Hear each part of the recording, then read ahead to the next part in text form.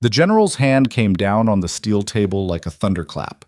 The Barrett 50 caliber rifle hit the surface with a sound that rattled every weapon on every rack in that armory. 20 soldiers froze. Nobody breathed. General Richard Hale stood 6'2", 32 years of command behind his eyes, and he leveled all of it at the young woman standing in front of him. She didn't flinch. "Who authorized you to touch that weapon, Sergeant?" The silence stretched long enough to hurt.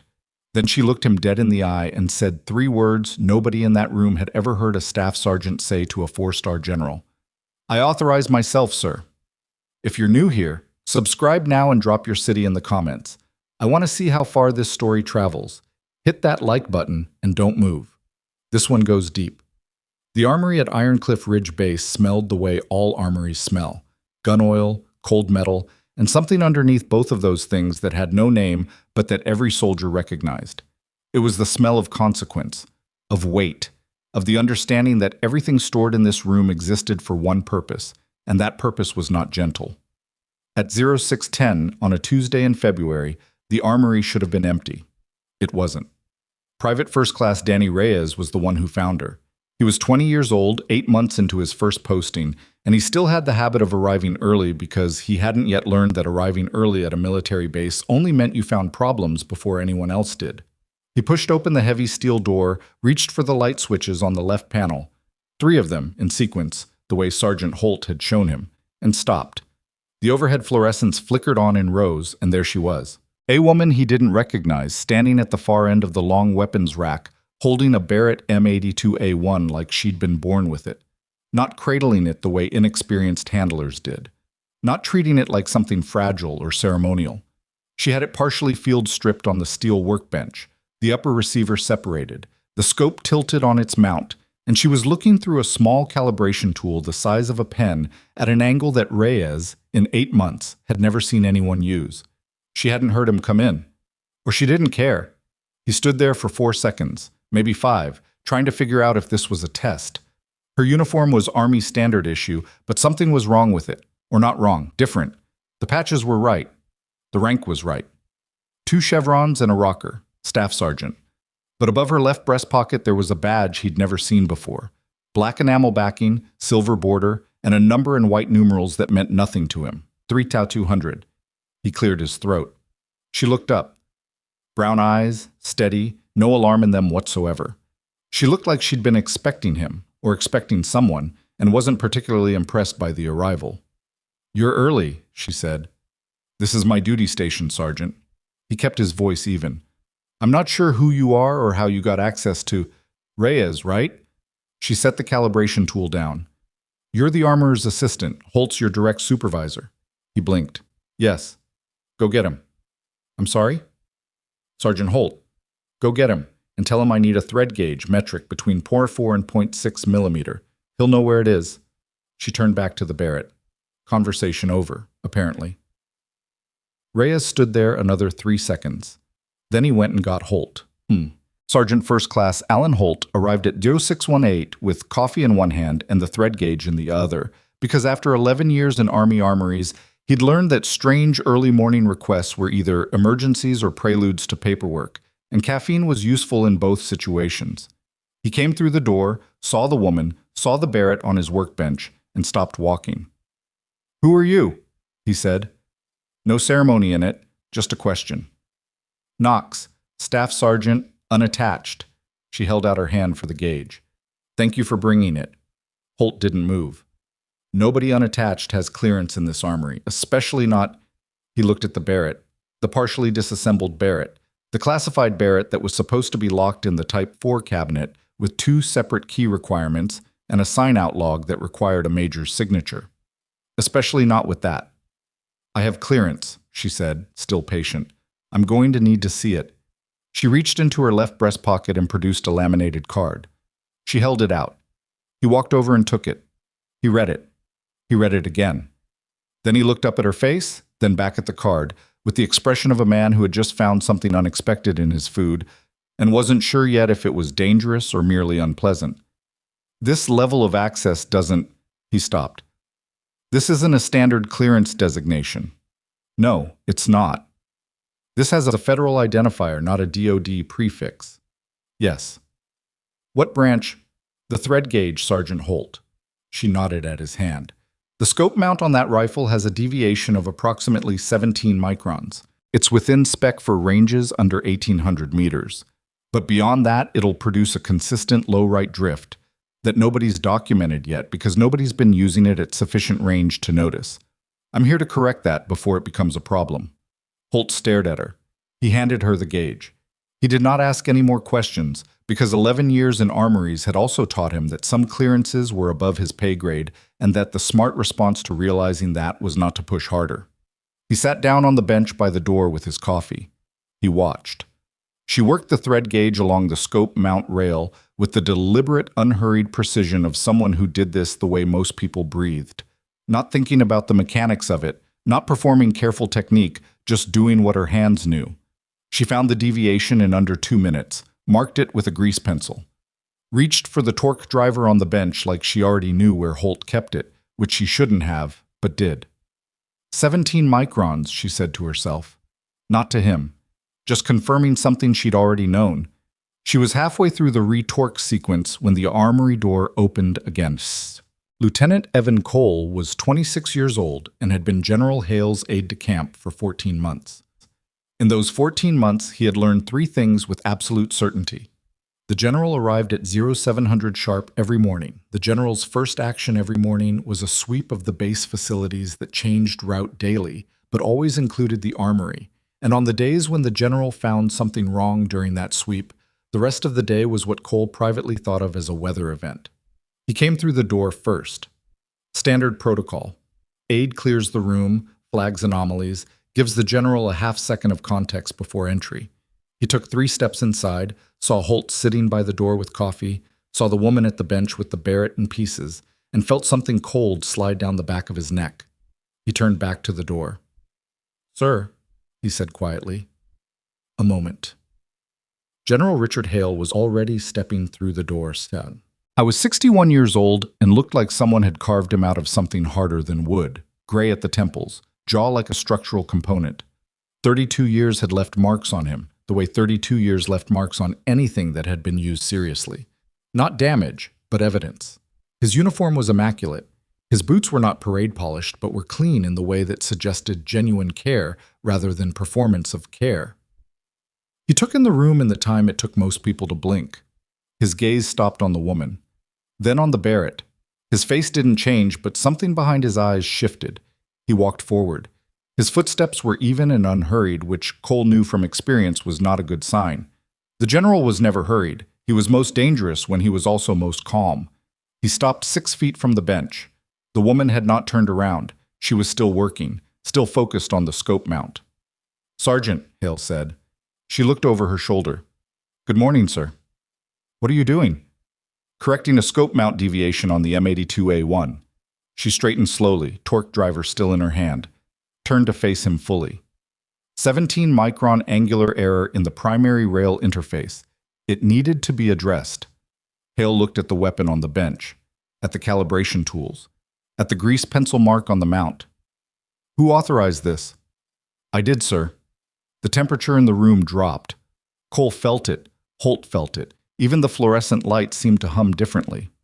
"That weapon," Hale said, very quietly, "is classified equipment under a restricted access designation.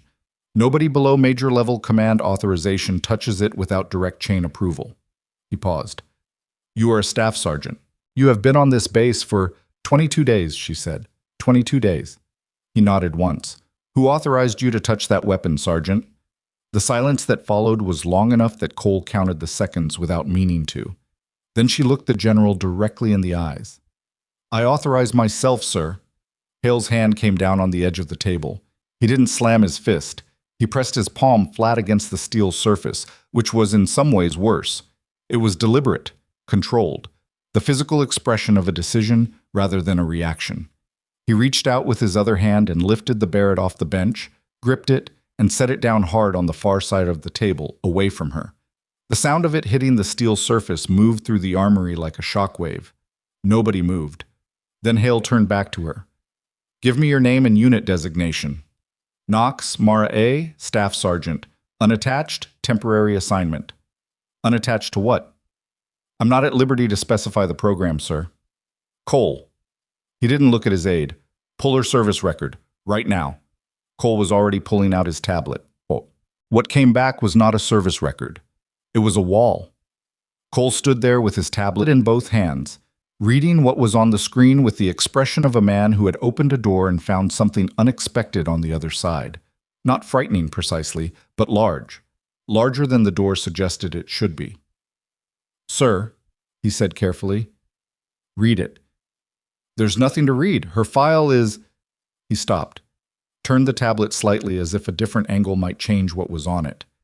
It's redacted at a level I don't have access to. The classification header alone is... Another pause. I've never seen this designation before. What designation? Cole read it out. It was a string of letters and numbers that meant nothing to anyone in the room, which was the point of it. Hale held his hand out. Cole gave him the tablet. The general looked at it, scrolled through what amounted to a file made almost entirely of black rectangles. Name visible, rank visible, date of entry into service 4 years ago. Everything else, unit history, deployment records, training certifications, operational assignments, gone. Not missing, not pending, gone deliberately with the careful thoroughness of people who knew exactly what they were removing and why. He looked at her. She was standing with her hands at her sides, weight evenly distributed, watching him with an expression that was neither defiant nor apologetic. It was patient. The patience of someone who had been through this conversation before, or versions of it, and had come out the other side each time without needing to defend themselves. The badge, he said. She didn't answer. The badge was visible on her left breast pocket. He'd noticed it when he came in and filed it as a data point. Now he looked at it properly. Black enamel, silver border, white numerals, 3,200. He knew the military long-range marksmanship designation system, the way he knew the alphabet, completely, automatically, without effort. Confirmed engagements were documented and badged by distance in meters. Most qualified snipers carried badges in the 800 to 1,200 meter range. Elite operators might carry something in the 1,500 to 1,800 range under classified program notations. He had met one man in 32 years who carried a confirmed 2,100 meter badge, and that man's name was spoken quietly even inside classified briefings. 3,200 meters. He looked at it for a moment longer than he meant to. That's over 2 miles, he said. Yes, sir. That distance puts you in a category that... He stopped. There are 4 documented confirmed engagements at that range or beyond in the entire history of U.S. military operations. 3, she said. The 4th one was disputed on technical grounds related to the target verification methodology. Cole made a sound that wasn't quite a word. Hale looked at her. Really looked at her, the way he hadn't let himself look before because he'd been too focused on the protocol breach and the unauthorized weapon access. She was 22 years old, maybe 23. Brown hair pulled back with the slightly imperfect efficiency of someone who had done it quickly in a barracks bathroom without a mirror. She had a small scar at the corner of her left jaw, a half-inch white line that could have been anything. She was not particularly large. She was not physically imposing in any conventional sense. She stood the way very few people stood, without occupying space, without performance, without the unconscious theater that most people engaged in when standing in front of authority. She was simply there, fully there, like the weight of her presence had nothing to do with her body. You noticed a 17-micron scope mount deviation, he said. Yes, sir. How? I picked it up and looked at it. He waited for more. She didn't offer more. He turned to Holt.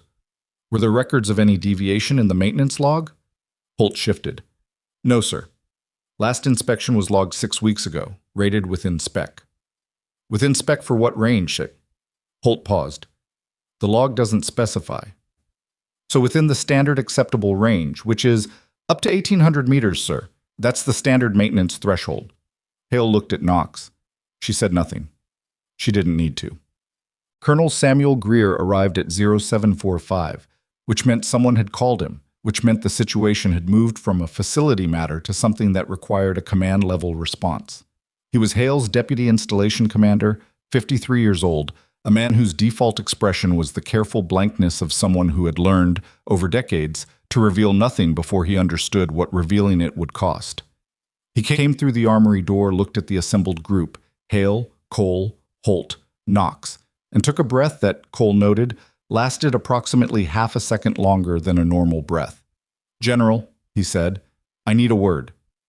"We can speak here." Greer glanced at Knox, then back at Hale. "It would be better to—" "Here, Sam." Another breath. Greer straightened slightly. "Staff Sergeant Knox is assigned to the base under a program designation I'm not at liberty to name in this setting. Her access credentials are legitimate. Her presence in the armory is within the scope of her operational mandate." "Her operational mandate," Hale repeated. "Yes, sir." "Explain what that mandate involves." Greer's jaw moved slightly. "I can't, sir." "Not in this setting." "Who can?" "The authorization chain above her program runs through channels that are—" He stopped. Chose words with visible care. "They don't route through base command, sir. The program has its own oversight structure.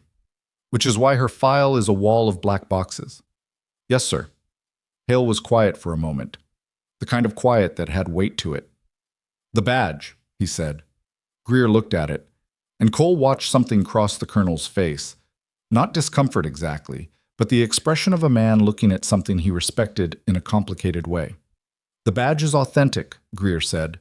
"I can confirm that much." "Then I want a demonstration." Everyone in the room, including Knox, went still. Hale turned to her directly. "Range 4, tomorrow, 0700. You will demonstrate the capability indicated by that badge. Appropriate equipment and conditions, my terms for target placement and distance." He paused.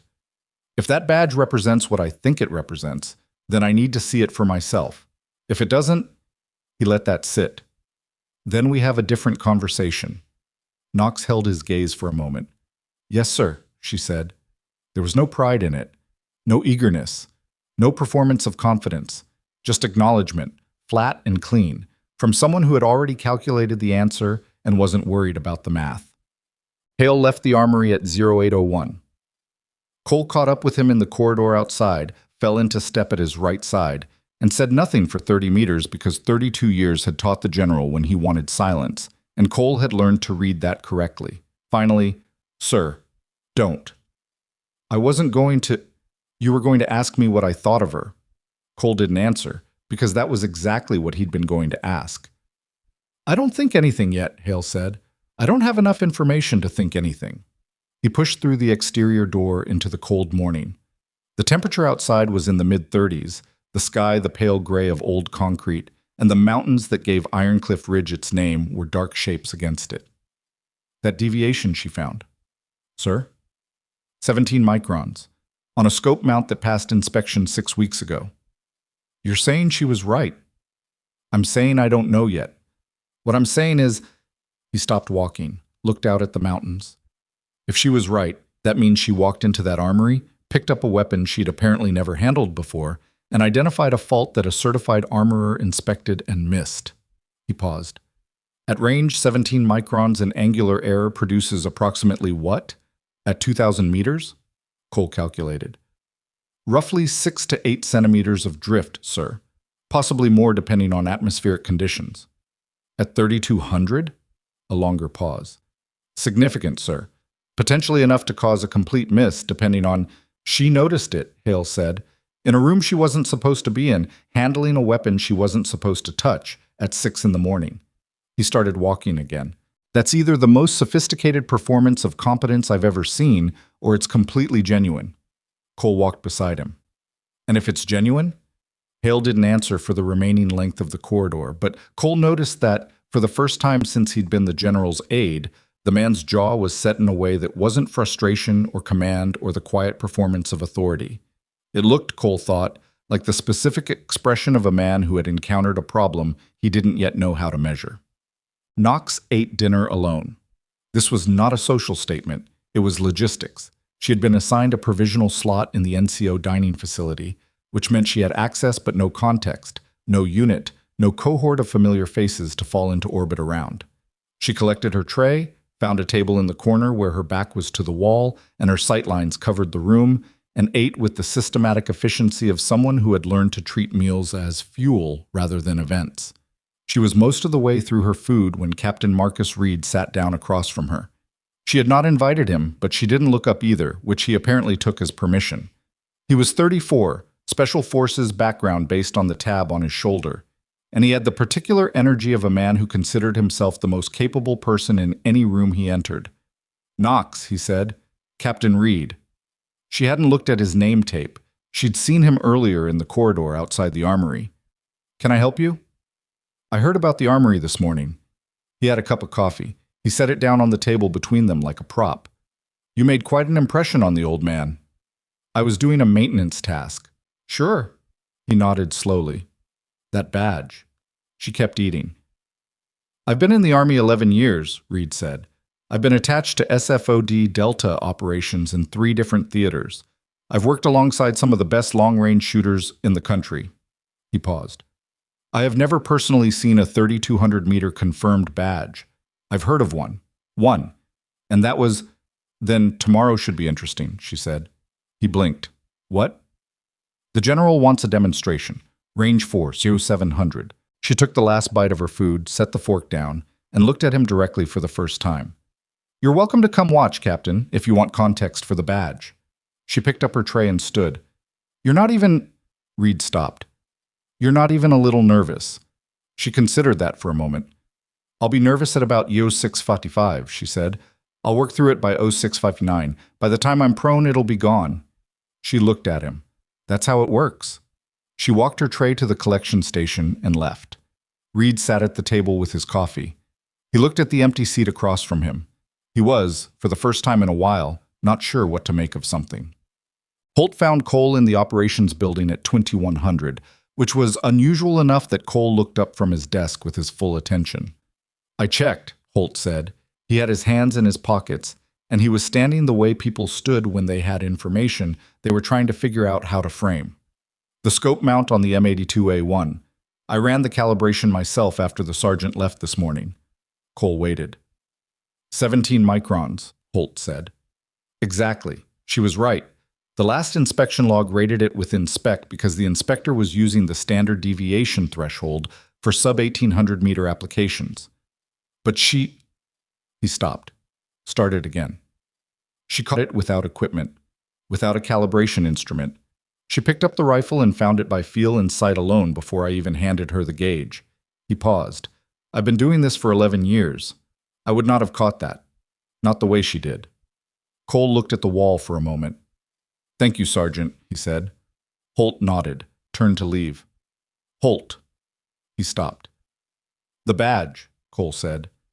"When she set the rifle down on your bench, before the general came in, what did you think?" Holt was quiet for a long moment. "I thought she'd been trained to handle it," he said. "You can tell the difference between someone performing careful handling and someone who just..." He shook his head slightly. "She picked it up the way I pick up my car keys, like there was no thought required, like the rifle was already part of how she understood the physical world." He paused.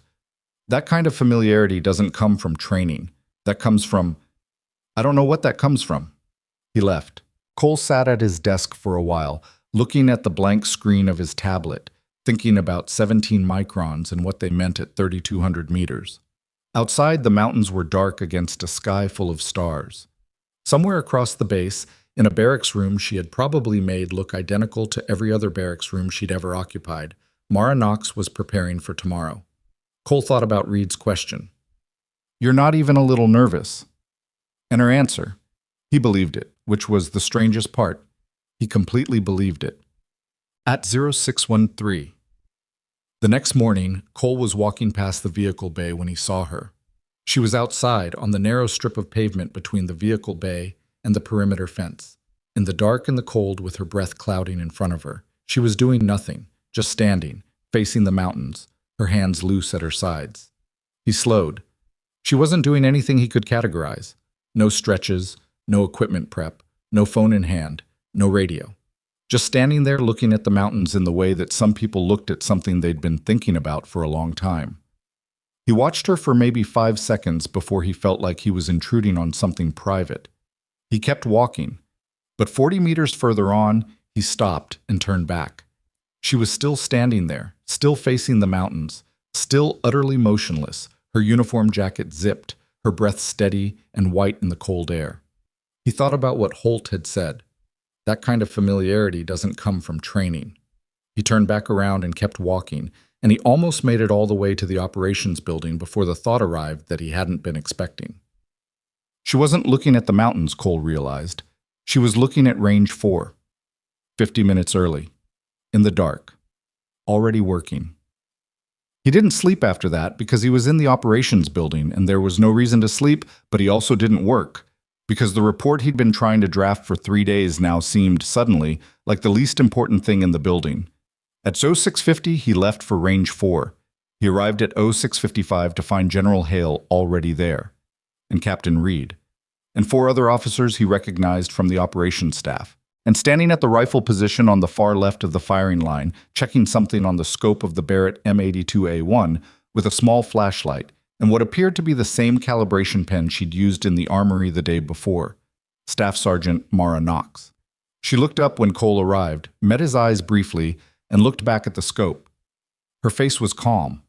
Not the calm of someone who wasn't feeling anything. The calm of someone who had felt it already and put it somewhere it couldn't interfere. The cold at Range 4 was the kind that got into the joints. Not the dramatic cold of a blizzard, nothing cinematic about it. Just the steady, grinding cold of a mountain, February morning that had been sitting on the landscape since before anyone arrived, and would still be sitting there long after everyone left. The kind of cold that made metal contract and breath visible, and fingers slow if you let them get slow. Cole arrived at Yo 655 and found the general already positioned at the observation line, collar up, hands behind his back, studying the range with the expression he used when he was calculating something he didn't yet have enough data to solve. Reed was to his left, arms crossed, the posture of a man who had decided in advance what he was going to see and was here mainly to confirm it. 3 other officers from operations, Major Diane Fulton, Captain Lee, a logistics captain whose name Cole could never retain, stood slightly behind and to the right, arranged in the unconscious hierarchy of people who weren't sure how close they were supposed to stand to whatever this was. And at the firing position on the far left, Staff Sergeant Mara Knox was doing something to the Barrett scope with a small flashlight. She wasn't rushing. She wasn't performing preparation for an audience.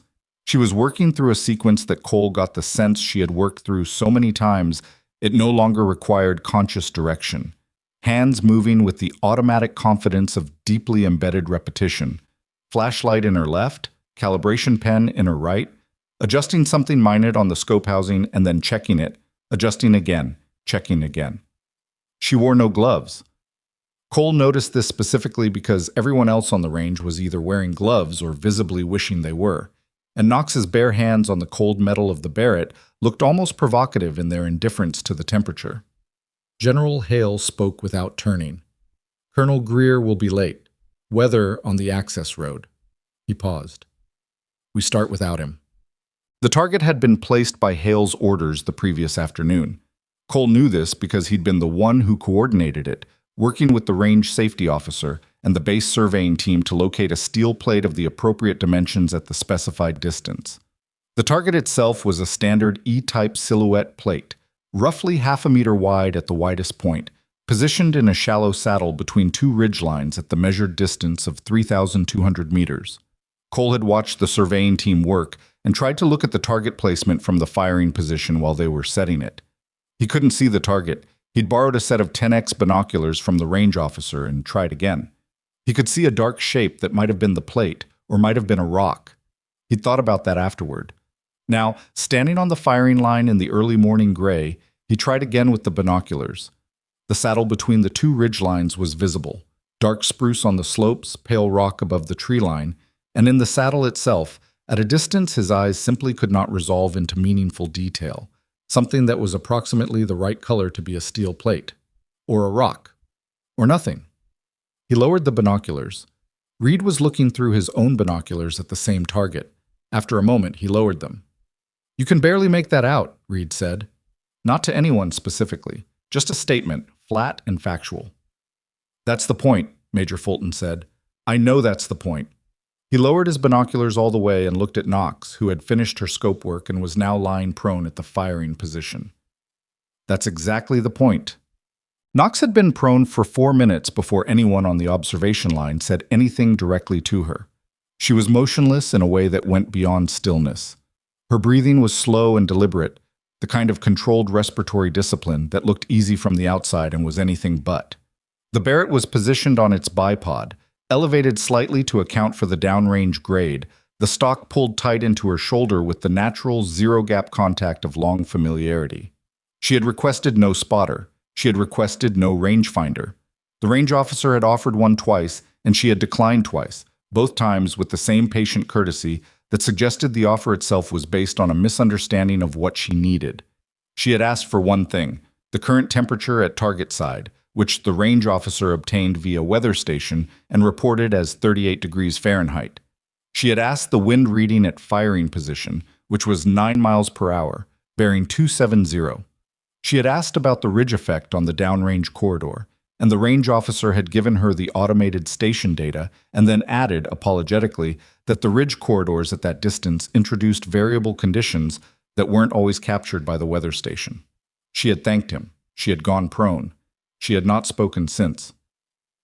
General Hale walked to a position approximately 5 meters to her right and stopped. He looked at her, then down the range, then back at her. "Sergeant Knox." "Sir." She didn't take her eye from the scope.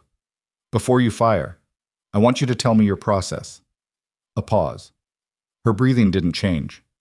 "I'm accounting for 9 miles per hour crosswind at firing position, bearing due west. Temperature differential between firing position and target position is approximately 3 degrees. I'm adjusting for density altitude effect on ballistic coefficient at this elevation." She paused. "The ridge corridor between position and target creates a venturi compression that will accelerate wind speed mid-flight. I'm estimating a 12 to 14 mile per hour effective wind speed across the mid-range corridor." Hale said nothing. She continued. "At 3,200 meters with a 50 BMG at standard M33 ball specification, time of flight is approximately 4.8 to 5.2 seconds, depending on atmospheric gradient. Bullet drop compensation is dialed. I have a correction of 3 minutes of angle right to account for the Coriolis effect at this latitude."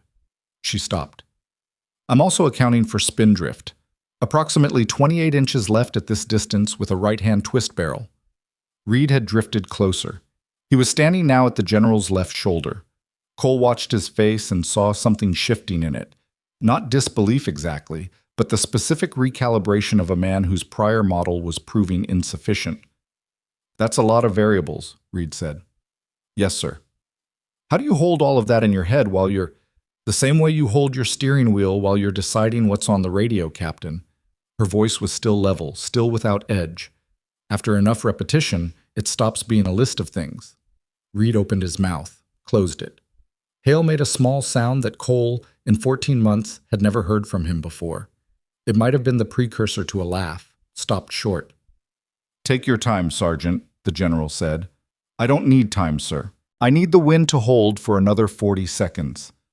Everyone on the observation line went quiet. 31 seconds. Cole counted them. He didn't mean to count them. His brain just started doing it automatically somewhere around the 5th second, ticking them off with the precise awareness of a person who was not sure he was ready for whatever came at the end of the sequence. At 31 seconds, Knox made a single-minute adjustment to the scope elevation knob. Less than a quarter turn. The click of it was audible in the silence, a tiny, exact sound, like the last digit of a combination lock finding its position. She went completely still. Cole became aware that he was holding his breath. He forced himself to breathe. At 37 seconds, the rifle fired. The sound was enormous. The Barrett 50 BMG produced a concussive report that didn't just hit the ears but moved through the chest, through the rib cage, a pressure wave that was felt as much as heard. Cole blinked involuntarily. Someone to his right actually stepped back half a step. Major Fulton's binoculars came up instantly. And then there was nothing, just the echo bouncing back from the ridge lines, 1, 2, 3, diminishing, and then the mountain silence coming back in. Nobody spoke. Cole looked through his binoculars at the target saddle. The dark shape that might have been the plate was still there, unchanged, unrevealing. The distance was too great to see a strike at all, even with optics, and the sound of bullet impact at that range would take, he calculated. With a .50 BMG round traveling at approximately 850 meters per second at muzzle, decelerating through transonic and subsonic regimes over 3,200 meters. 4 seconds. Maybe 5. He counted. 1, 1, 2, 3, 4. The sound came. It was not the dramatic ring of a close-range steel target. At that distance, in that air, it arrived as a faint, hard, very specific metallic tone. Not loud, not obvious, the kind of sound you'd miss if you were talking or if you'd already looked away. But it was unmistakable if you were listening for it, and every person on that firing line was listening for it with the complete focus of people who had just wagered something. Not money, nothing so simple, but a model of what was possible. The sound reached them. Steel hit steel. And for a moment, nobody on the observation line moved or said anything at all. Colonel Greer arrived at Uru 718, came through the range gate at a pace that was technically walking but only barely, and took in the scene, the assembled observers, the general standing motionless, Knox prone and still at the firing position, with the rapid assessment of a man who understood he had missed something. "What?" he started. "She hit it," Cole said quietly. Greer stopped. "First shot?" "First shot." Greer looked at Knox, then at the general. Then at the distant ridgeline where a steel plate had just taken a .50 caliber round from a distance that most military professionals would have categorized as theoretical. He said nothing. General Hale was also saying nothing, and had been saying nothing for approximately 3 minutes, which was in Cole's experience a longer nothing than he was accustomed to from the general. Finally Hale turned. He looked at Knox, who had come up from the prone and was sitting back on her heels, running a bore brush down the Barrett's barrel with the unhurried post-shot maintenance discipline of someone for whom cleanup was simply the end of the task. She looked up when she felt his attention. "How long have you been doing this?" he said. 4 years, sir." "How long since you've shot at this range specifically?" She thought about it. 18 months. "And before that?"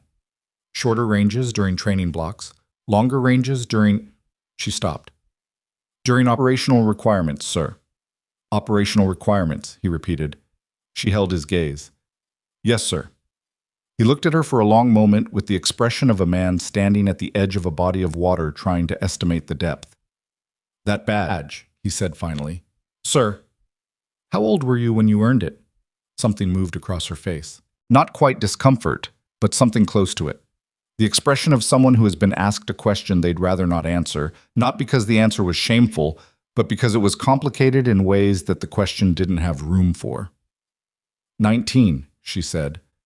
Reed made a sound next to Cole.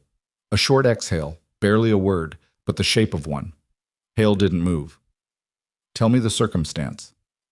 "I can't, sir. The operational context is classified at a level that—" "I'm not asking for classified operational context, Sergeant. I'm asking you when you first fired at that range." She understood the distinction he was drawing. She considered it. "During an operation," she said carefully, 3 friendly personnel were in an untenable position. The threat element was at a distance that created a decision problem for conventional support options. She paused. The shot resolved the decision problem. 3 people, he said. "Yes, sir." "At 19 years old?" "Yes, sir." The mountain silence sat on the range. The cold was still there, patient and indifferent. Reed was looking at her differently now. Cole saw it. The careful recalibration of a man who had arrived at this range with a complete opinion and was discovering that his opinion had been a model of something much smaller than the actual thing. Major Fulton had lowered her binoculars. She was not looking at the ridgeline anymore. She was looking at Knox, and her expression was the straightforward expression of a person who had just witnessed something she hadn't been prepared to witness.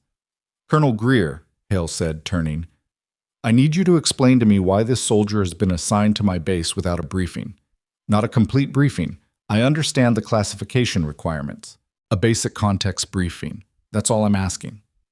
Greer's jaw tightened slightly. "General, the program's operational protocols specify—" "I'm not interested in the program's protocols right now, Sam. I'm interested in the fact that one of the most capable marksmen I have ever personally observed has been walking around my base for 3 weeks without anyone in my command structure knowing what she is or what she's here for." He paused. That's a security problem, not just a protocol concern. The security architecture of the program is designed to. The security architecture put her in my armory at 6 in the morning, where my armorer's assistant could walk in and find her handling a classified weapon, and then it required my aide to run a record search that returned nothing useful, and then it required you to drive through weather on an access road to tell me what you could have told me 3 weeks ago. Hale's voice was measured, controlled, which meant, Cole knew, that it was more serious than if he'd raised it. That's not a security architecture. That's a gap. Greer looked at him, then at Knox, then back at him. I'll need to make a call, Greer said. Make it. Greer stepped away from the group, pulled out a secure comm device, and began a conversation at a distance that made the words inaudible.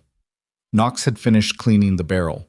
She was reassembling the rifle with the same sequence-certain efficiency she'd used in the armory, each component placed and seated with a specificity that didn't require attention because attention had long since been replaced by something more reliable.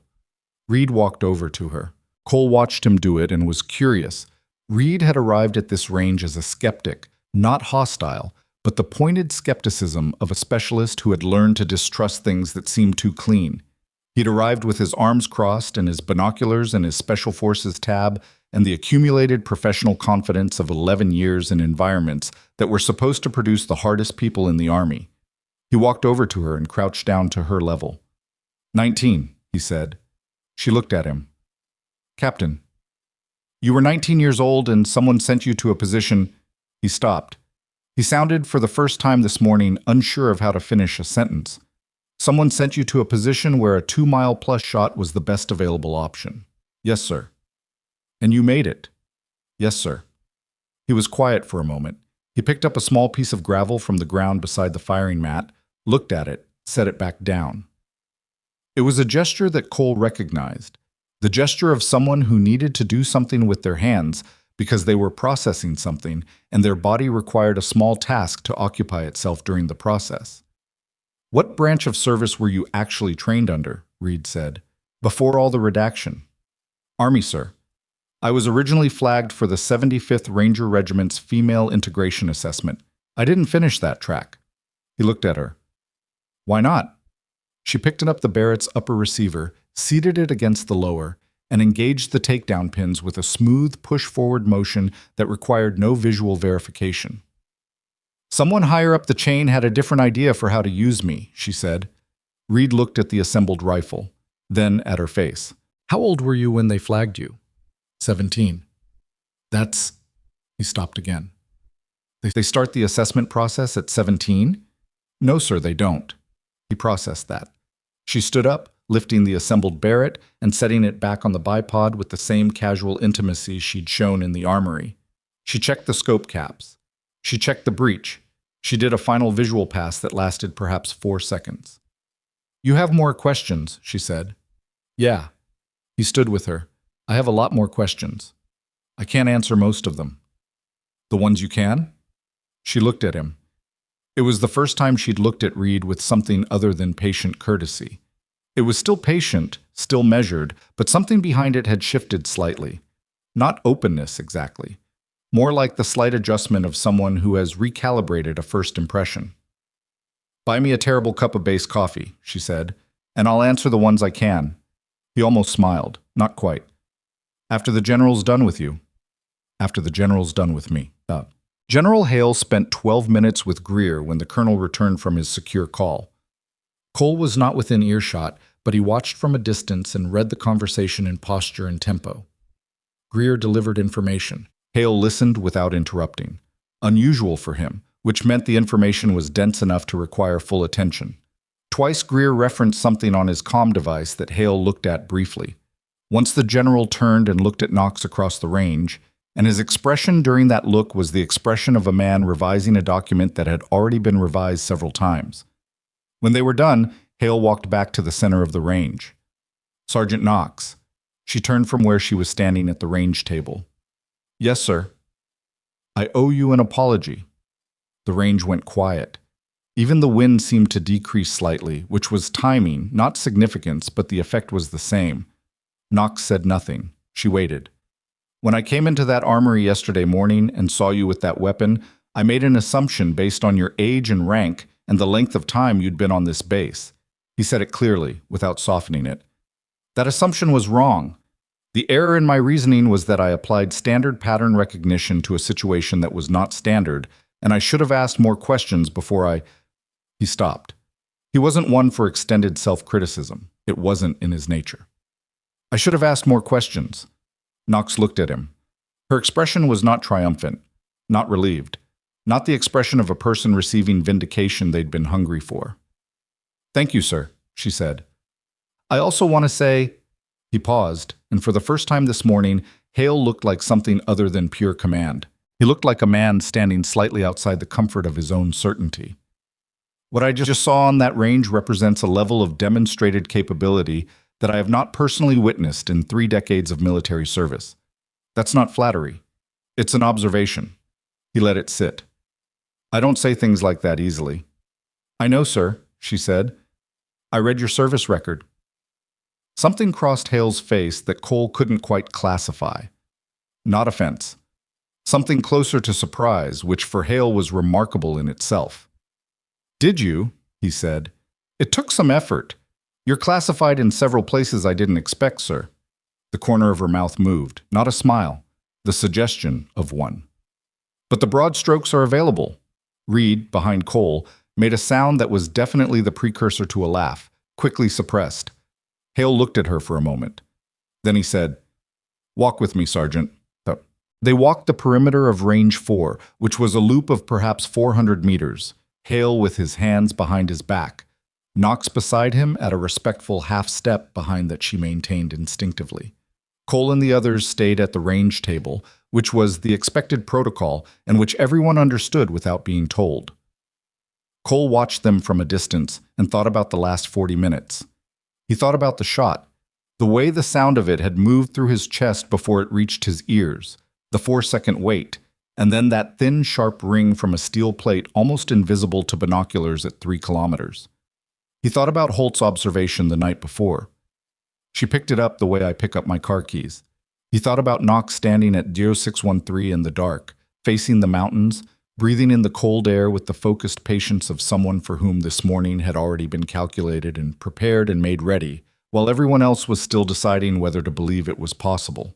And he thought about something smaller, something that had stuck with him since dinner the night before. "I'll be nervous at about 0655. I'll work through it by 0659. By the time I'm prone, it'll be gone." She had been nervous. She had said so without embarrassment, without performance of invulnerability. She had described a process, anxiety arriving, anxiety being processed, anxiety being filed where it couldn't interfere, with the straightforward pragmatism of someone who had been through it enough times to understand it as a system rather than a threat. That was the thing Cole kept returning to, not the shot, not the badge, not the redacted file, and the federal-level clearance and the operation at age 19, the way she'd said it. "I'll work through it by 0659. Like it was just another variable to account for.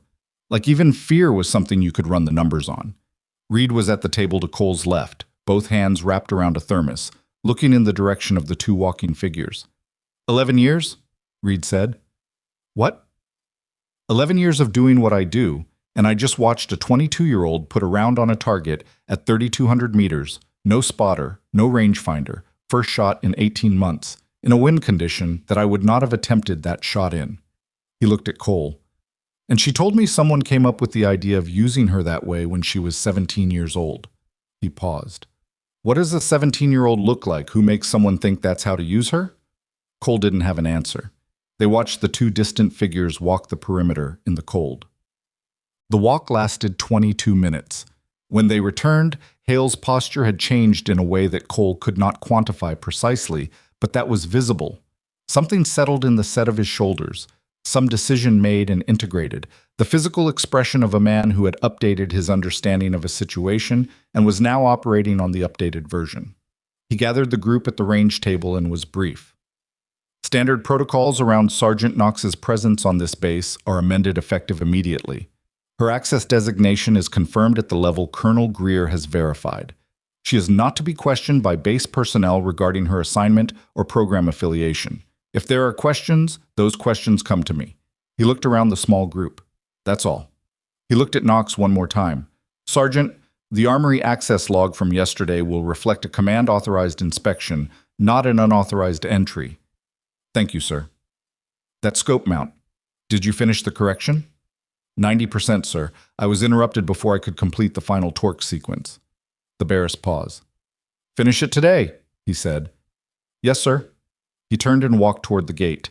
Cole fell into step beside him, and they were 20 meters out before Hale said anything. Evan. Sir? Pull everything we have on long-range marksmanship program developments in the last 4 years, whatever's available at our access level. He paused. And pull the operational incident reports from any classified engagement at the 3,000-plus meter range in that same window, whatever we're cleared for. Cole noted it. Looking for context? Hale walked for another few steps. Looking for what I should have looked for 3 weeks ago, he said. He said nothing else. Cole walked beside him and thought about a woman standing in the dark at O613, facing a mountain range that contained, somewhere in its cold, silent topography, a steel plate that she had already decided she was going to hit. Not hoped, decided. Back at the range table, he heard Reed's voice behind him, low but carrying in the cold air. Okay, Knox, coffee, talk to me. And her voice, even lower. You're buying. I said I'd buy. Say it again. A pause. I'm buying, Reed said. Cole kept walking. He didn't look back. But he was aware, in a way that he hadn't been 48 hours ago, that the base he'd been working on for 14 months had just shifted under his feet in some incremental and possibly important way. Not dramatically. Not with ceremony.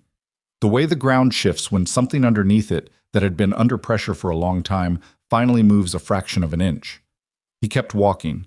At range 4, behind him, the steel plate at 3,200 meters sat in its mountain saddle and said nothing, the way steel does, in the cold. The coffee was exactly as bad as Knox had predicted.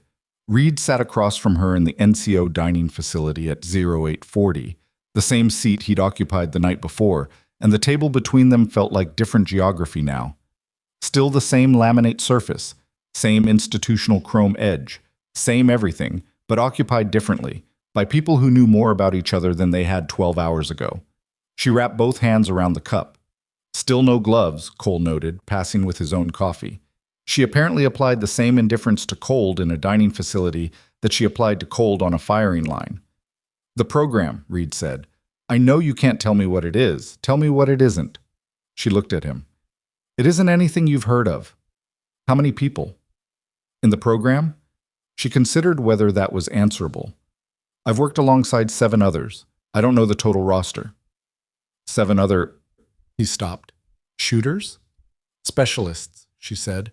The program is broader than one capability. He held his coffee cup and thought about that. That operation, he said, when you were 19. 3 people in an untenable position. He chose the next words carefully. What was the shot like? Not technically. What was it like? She looked at the table for a moment. Just a moment. Long, she said. He waited. Not the distance, she said. The wait. Before. She looked up. You account for everything you can account for, and then you account for the things you can't, and then there's still a space between what you've prepared and what's actually going to happen, and you have to sit in that space and make peace with it. She paused. That's the long part. Reed looked at her. Most people think long-range shooting is about the shot, she said. It's not. The shot is 3.1 pounds of trigger pressure and 40 milliseconds. That's the easy part. She set her cup down. Everything before it is what you actually have to be good at. Reed was quiet for a while. How do you make peace with it? He said. That space? She picked up her cup again. You don't, really. You just stop fighting it. He nodded slowly. Not the nod of agreement, the nod of recognition, of a person hearing something that matched something they already knew from a different direction. They sat with that for a while. Outside, through the dining facility's narrow windows, the mountain range was visible, dark ridges against a pale sky, range 4 somewhere in the middle distance, and further out, past things they could see. A steel plate in a mountain saddle with a fresh impact mark that nobody was going to file a report about. Knox's comm buzzed on the table. She looked at it, read something. Her expression didn't change, but something behind it did. The slight internal adjustment that Cole, passing back through with a refill, caught in the half-second before she controlled it. She stood. "I have to go," she said. Reed looked at the comm, then at her face. "Something wrong?" "Not wrong," she said. She put the comm in her pocket. "New." She picked up her jacket from the back of the chair and shrugged into it with the efficient 1-2 motion of someone who had put on military outerwear so many times that the sequence ran itself. She walked 3 steps, then stopped, turned back. "Reed." He looked up. "The questions you have left," she said. "The ones I told you I couldn't answer." He nodded. "Some of them will answer themselves," she said, "over the next few days. Not because I'll tell you. Just because things are already in motion." She looked at him with an expression that wasn't quite warning and wasn't quite reassurance. "I want you to know I didn't come here to cause problems for anyone." He held her gaze. "Did you come here to cause problems for something?" She looked at him for one more second. Then she left without answering, and the door to the NCO dining facility swung shut behind her, and Reed sat alone at the table with a bad cup of coffee, and a question she had declined to take back. Cole stood at the coffee station and watched the door. Things are already in motion. He didn't know what that meant, but the way she'd said it, flat, factual, without drama, convinced him that she did. Cole was still standing at the coffee station when his comm went off. Not a buzz. The specific 2-tone alert that meant operations channel, priority routing, which was different from the standard comm tone the way a fire alarm was different from a doorbell. Same technology, entirely different weight. He pulled it out, read the message. Read it again. He set his coffee down on the counter and walked quickly out of the dining facility without finishing it. The operations center at Iron Cliff Ridge was a converted administrative building in the northeast quadrant of the base. 2 stories of reinforced concrete, blast-rated windows, and the perpetual low hum of server infrastructure and climate control that made it sound, from outside, like it was breathing. Cole had spent more hours in it than he could reasonably calculate. He knew every desk, every screen configuration, every idiosyncratic quirk of the communications terminals on the upper floor. He did not know the 4 people who were in it when he arrived at 0907. They were not base personnel. Their uniforms were standard Army issue, but carried no unit patches. Not redacted, not covered, simply absent, like patches on a uniform that had never been applied. 2 men, 2 women, ages ranging from late 20s to mid-40s. They were at the secondary terminal bank on the east wall, running something on 3 screens simultaneously, and the operations officer on duty, Lieutenant Marsh, 28 years old, 6 months into his posting, was standing at the edge of the room with the expression of someone who had been told to stay out of the way and was doing so with some difficulty. Cole looked at Marsh. "When did they arrive?" 0842, sir. Colonel Greer cleared their access." Marsh kept his voice at the level of someone describing something neutral, which took visible effort. "They said they're here to run a systems verification on the secure communications array." Cole looked at the 4 people at the terminals. None of them looked up. "Has anyone told the general?" "I called his aide. You, sir. But you weren't..." "Right." Cole took out his comm and sent a priority message to Hale's office. Then he walked to Marsh's position and looked at the screens over the 4 strangers' shoulders. What was on the screens meant nothing to him specifically, but the architecture of it, the data format, the routing tables, the classification headers at the top of each display, told him enough. This was not a systems verification. This was an intercept analysis. Someone was reading something that had already been transmitted. Cole walked back to the door. The 4 people at the terminals continued to ignore him with the practiced efficiency of people for whom being ignored in return was a professional preference. General Hale arrived at 0921. He came through the door with the specific velocity of a man who had read a message en route and arrived already at a decision. He looked at the 4 people at the terminals for 3 seconds, looked at Cole and said, "Where's Greer?" "En route, sir. 5 minutes." Hale walked toward the terminal bank.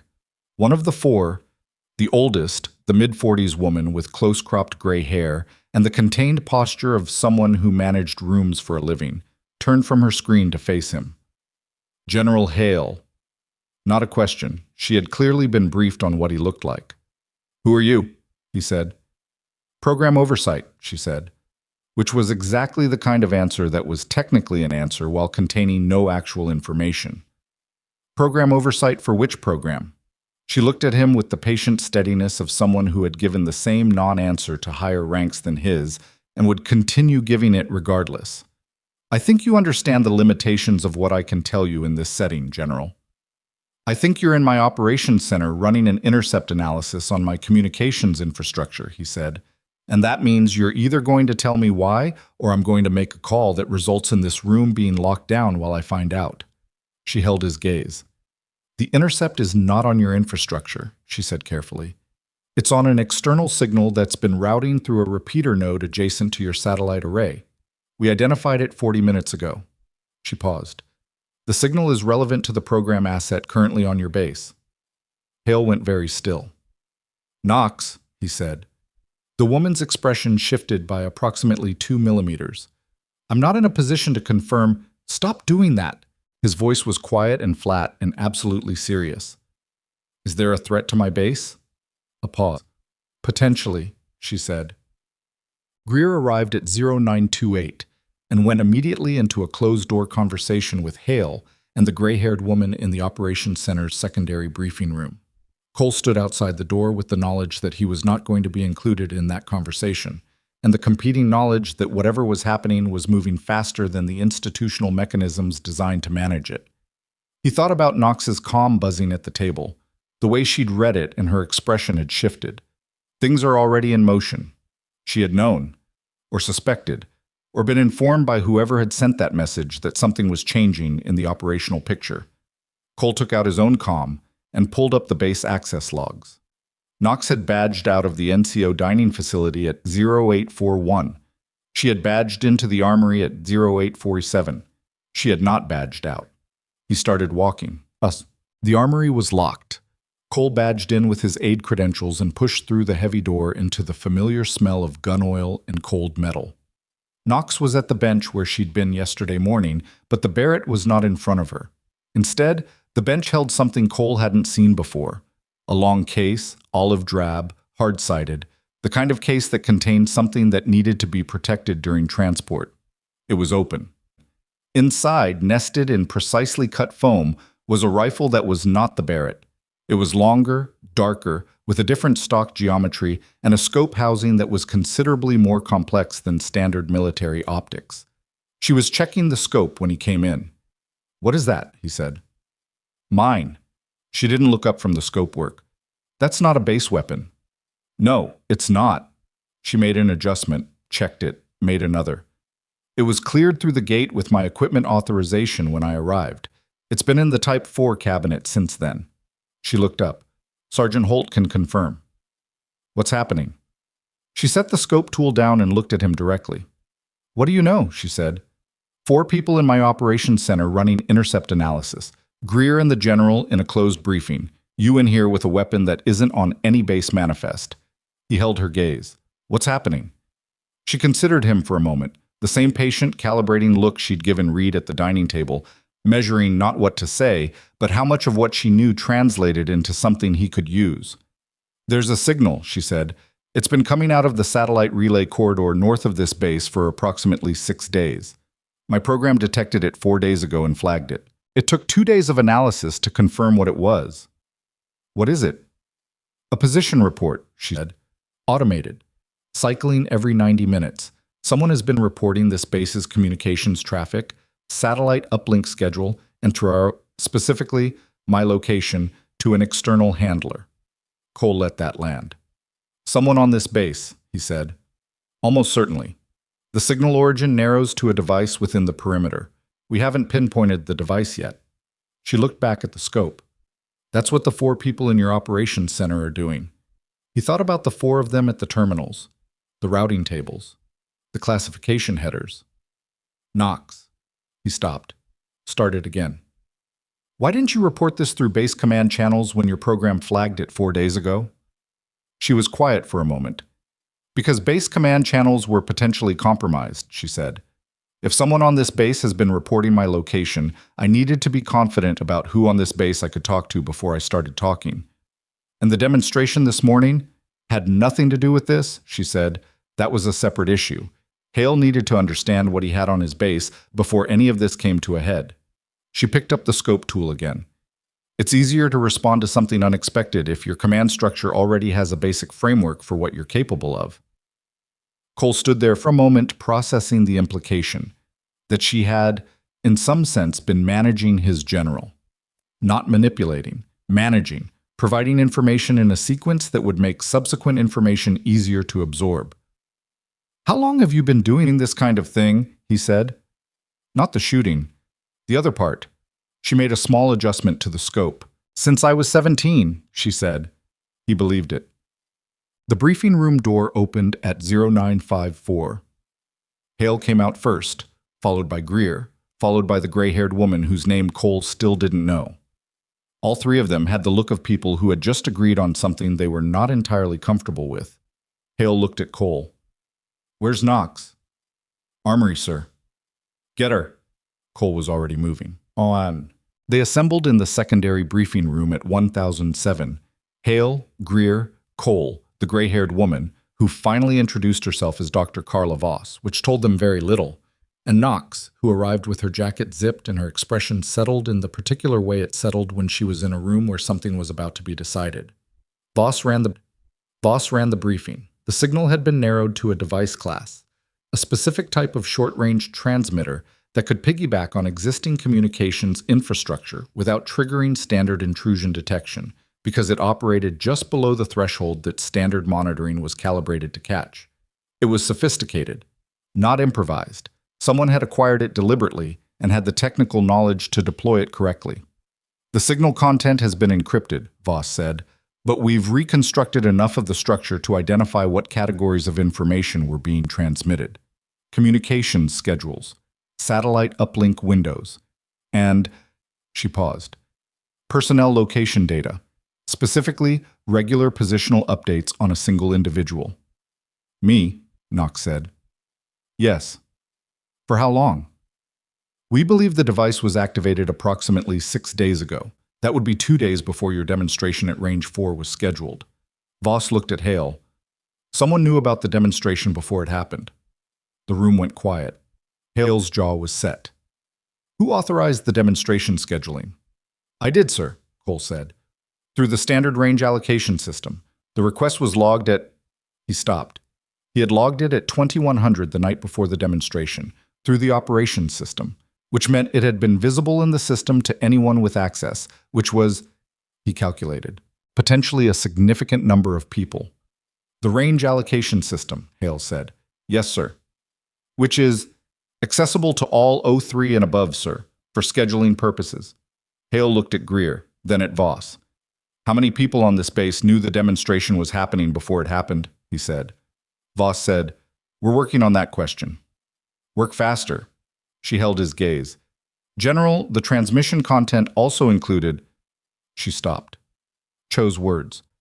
"Fragments that suggest the external handler has a specific operational interest in the demonstrated capability. Not just location, what the capability is, and what it's been used for." The room was very quiet. "Someone is building a file," Hale said. "That's our assessment, yes." "On Knox specifically?" "Yes, sir." He looked at Knox. She was sitting across the table with her hands flat on the surface in front of her, and she was not looking at Voss or at Hale. She was looking at a point on the wall slightly above the briefing screen, in the way that people looked at nothing when they were running calculations. "Sergeant," Hale said. She focused on him. "Is there a specific reason someone would want to build that file? Operationally?" She held his gaze for a moment. "Yes, sir." "Explain." She took a breath. Not a dramatic breath. The breath of someone about to be precise about something complicated. "The program I'm associated with maintains capability assets at specific documented performance levels. Those levels are classified, but the fact of their existence is not entirely unknown to certain external intelligence actors." She paused. "If someone outside U.S. classification were trying to identify what capability exists at extreme ranges, confirming the performance level of a known asset would be useful." Useful how? If you know exactly what a specific shooter can do, you can calculate the operational parameters that shooter represents. You can identify what missions become possible. You can design countermeasures. You can... She paused again. You can calculate what you'd need to neutralize that asset, if neutralization was the objective. Hale was quiet for a moment. Are we talking about a foreign intelligence collection operation? He said. Or are we talking about something with a more direct near-term objective? Knox looked at him steadily. I don't know yet, she said. Both are possible. The transmission pattern suggests collection rather than targeting, but collection can be the first phase of something else. How long until your people narrow the device location? Voss answered, the intercept team estimates 2 to 4 hours for device identification, possibly less. Hale looked at the table, then at Greer, then at Knox. You stay in the building, he told Knox. Not a suggestion. Understood, sir.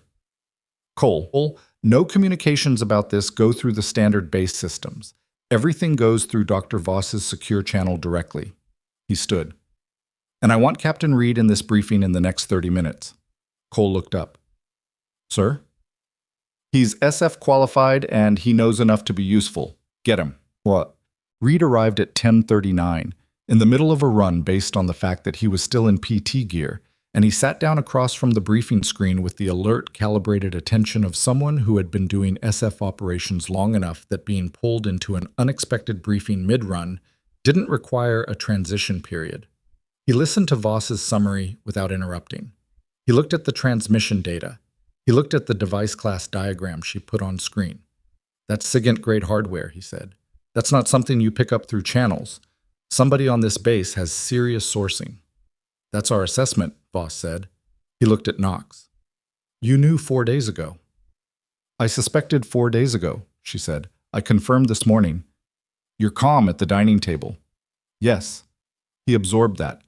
When you said things were already in motion, I meant this, she said. Not... She paused. I wasn't trying to be cryptic. I was trying to figure out how much to say in a dining facility. Fair, he said. He looked at Hale. What do you need from me, sir? When they locate the device, I want eyes on whoever placed it before we make a move. Clean, no forewarning. He paused. That's your skill set. Yes, sir. He paused. One question. Go. The external handler. Do we have any signal on what we're dealing with? State actor? Private? Unknown at this time, Voss said. Reed nodded. He looked at Knox again. Is there anything about your program's recent operational history that would make you a specific target for this kind of collection, as opposed to any other long-range capability asset? Knox looked at him. She said nothing for 4 seconds, which in a briefing room was a long time. Then she said, possibly. Knox. I can't be more specific than that without authorization I don't currently have, she said. I've requested it. I'm waiting. Reed looked at Hale. Hale looked at Voss. Voss said, the authorization request is being processed. How long? Hale said. That depends on who's currently available at the appropriate level. Nobody said anything for a moment. Then Reed said very quietly to Knox, when your program put you on this base, did they know this was already happening? She looked at him. I don't know, she said. The honesty of it sat in the room in a specific way. Not devastating, not dramatic, just the flat weight of genuine uncertainty from someone who was accustomed to having more information than that. The intercept team narrowed the device location at 12:13. Cole was in the operations center when it happened. Voss's team had been running the triangulation for 4 hours and change. And when the narrowing happened, it was fast. The 3 screens on the east wall suddenly resolving from a probabilistic heat map into a specific building location. Supply depot. Building 14, East Sector. Voss called Hale. Hale called Reed. Reed was already geared up. He'd spent the intervening hours in the equipment room off the operations center, running through a kit check with the quiet, systematic focus of someone for whom preparation was not a performance, but an actual discipline. When the call came, he looked at Cole and said, who has legitimate access to Building 14? Cole pulled the access log. Supply logistics personnel. 6 people with regular access. 2 with after-hours authorization. I need the photos and shift schedule for all 8. 6, Cole said. Reed looked at him. The 2 after-hours plus the 6 regulars. That's 8. Cole pulled up the images. Reed went through them. He stopped on the third one and looked at it for a moment. Then he continued through the rest and went back to the third one. "Who's this?" Cole looked. "Corporal James Teller, Supply Logistics, posted here 14 months. He was at Range 4 this morning." Cole looked at the photo again. He thought back to the range, the small group behind the observation line, the officers, and the few enlisted personnel who'd filtered in. He hadn't taken a specific accounting of everyone present. He hadn't thought he needed to. "You're sure?" Cole said. "I remember faces," Reed said. He said it simply, without emphasis, the way Knox said things that were simply true. "I was standing at the back of the observation group, left side. He left before the shot landed." Cole processed that. Before the shot landed. He hadn't waited for the result. He'd been there to observe something specific. Not the outcome, but something before it. The range setup, the distance, the equipment. "I need to show this to Voss," Cole said. "Already moving," Reed said. And he was. Hale made the call at 1247. Quiet approach. No base-wide alert. No lockdown. Nothing that would telegraph to anyone watching that the net was closing. Reed would take 2 people he selected. He chose Sergeant First Class Dana Wills from the Base Security Detachment, who had the specific quality of being very good at moving without being seen, and a second security NCO named Park, who Reed trusted based on 2 minutes of conversation and something in the way Park held himself. And they would approach Building 14 from the north, identify the device if it was there, and observe. Not apprehend. Observe. Hale wanted to know if Teller approached the device, if he used it, if anyone else was in contact with him before they moved. "If he runs," Hale said. "He won't get far," Reed said. "If he does." "Then he doesn't get off the base," Reed said. "I'll make sure of that." He left. Knox was in the secondary brief room, sitting with Voss, working through something on the secure terminal that Cole wasn't cleared to see. She had the focused, narrow attention of someone working a problem that required most of her available processing, and when Cole came to the door, she looked up only briefly before returning to the screen. "Reed's moving," he told her. "I know." She looked up again. Cole. "Sergeant. When this resolves, however it resolves, General Hale is going to have questions about operational context, about why I'm here, and what the program's interest in this base specifically is." She paused. "When he asks those questions, the answers are going to change his picture of a few things." "What things?" She looked at him steadily. "I'm not the only thing that's been on this base that his command structure didn't know about," she said. He stared at her. "What does that mean?"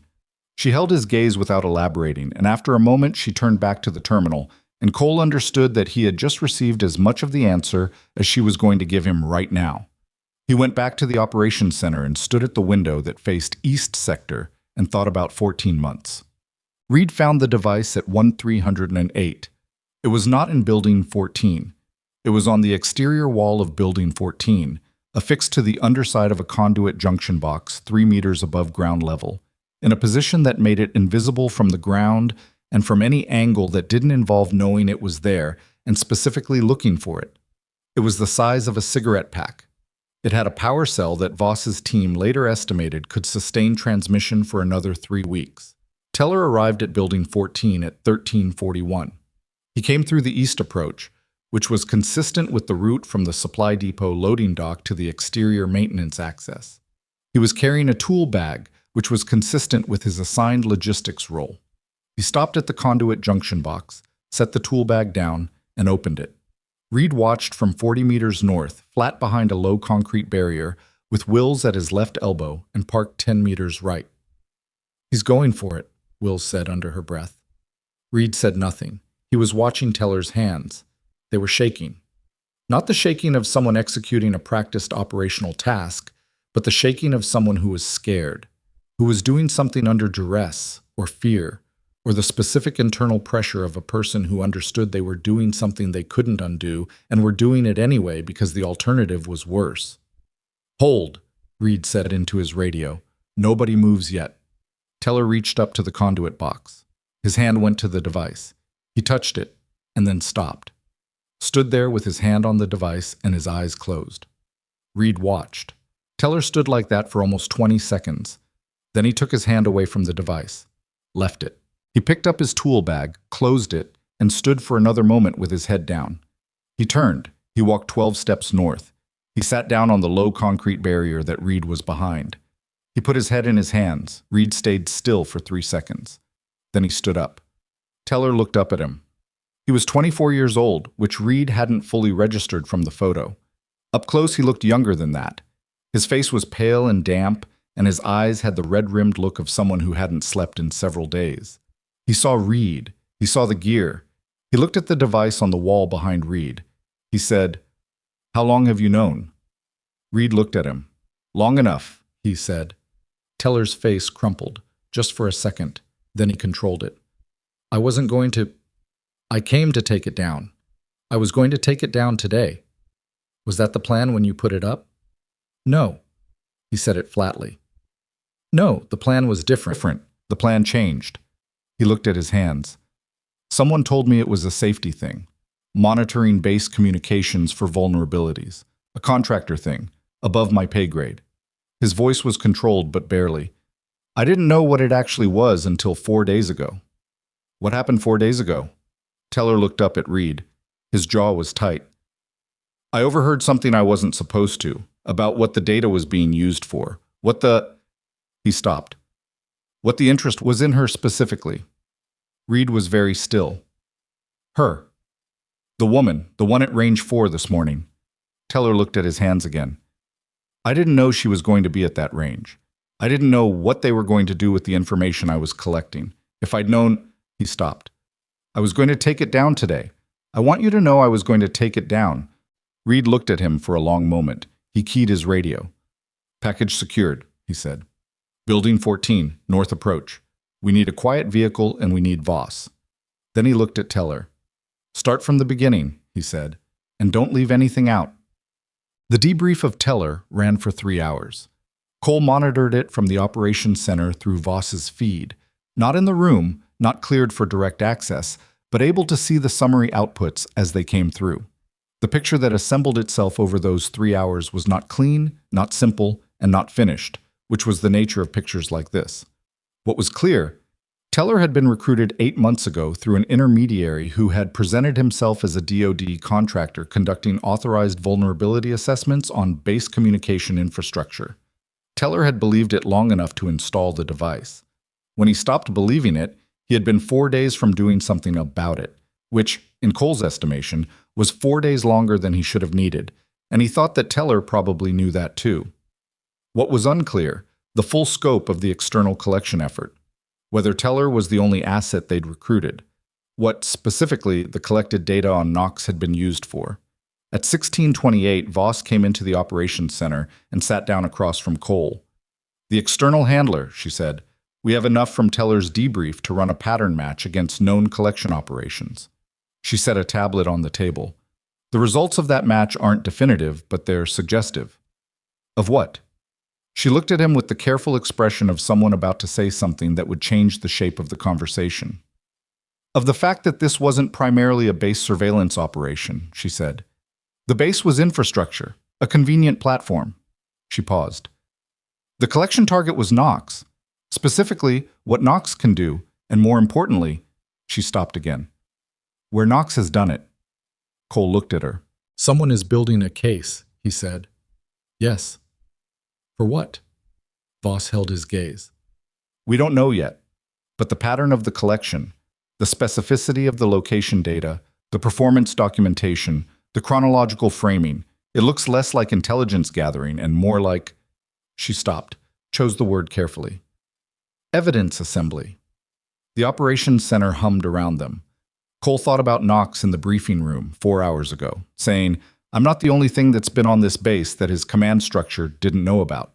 He thought about 14 months, about everything that had happened at Iron Cliff Ridge in 14 months that he'd processed as routine: logistics, maintenance cycles, personnel rotations, the 1,000 unremarkable administrative textures of a base that was supposed to be exactly what it looked like on paper. He looked at Voss. "What's been on this base?" he said. She held his gaze for a moment that was slightly too long. Then she said, "I think the general should hear this part first." She picked up the tablet. She stood. She walked toward the briefing room. Cole sat at the operations terminal for a moment alone, listening to the hum of the servers, and felt something he recognized from the morning at Range 4, the 4-second wait between the report of the rifle and the sound of impact, the moment between the trigger and the consequence. Except this time, he wasn't sure which direction the bullet was traveling. He got up and followed her. Voss walked toward the briefing room, and Cole followed her, and neither of them spoke in the corridor because there was nothing useful to say in the 11 seconds it took to cover the distance. Hale was already inside. I was standing at the head of the table with both hands flat on the surface, looking at something on the briefing screen that Voss's team had put up during the teller debrief. Knox was to his left, sitting with her arms crossed and her expression in the specific register of someone who had already seen this information and was now watching other people encounter it for the first time. Greer was at the far end of the table with the look of a man managing the controlled detonation of something he'd been expecting to go off for a while. Reed was leaning against the wall to the right of the door, arms crossed, watching Hale's face. Cole came in and closed the door. The briefing screen showed a map. Ironcliff Ridge Base at center, the surrounding mountain topography in gray relief, and overlaid on that, in 3 distinct colors representing 3 distinct time windows, a series of transmission vectors showing the device's output over 6 days. The vectors all pointed the same direction, northeast, through the ridge corridor, toward a relay point that Voss's team had backtracked to a commercial satellite service with a client list that was, apparently, interesting. "Tell me the rest," Hale said. "Not to the room. To Voss specifically." Voss set her tablet on the table and sat down. The client account on the commercial relay is registered to a logistics firm based out of a jurisdiction that provides very little in the way of corporate transparency requirements. We've seen this particular firm before, not in connection with this base, but in connection with 2 other collection operations over the past 18 months that targeted U.S. military personnel with specific demonstrated capabilities. The same external handler both times. The same logistics firm as a cutout. Whether the actual handler is consistent across operations, we don't know yet.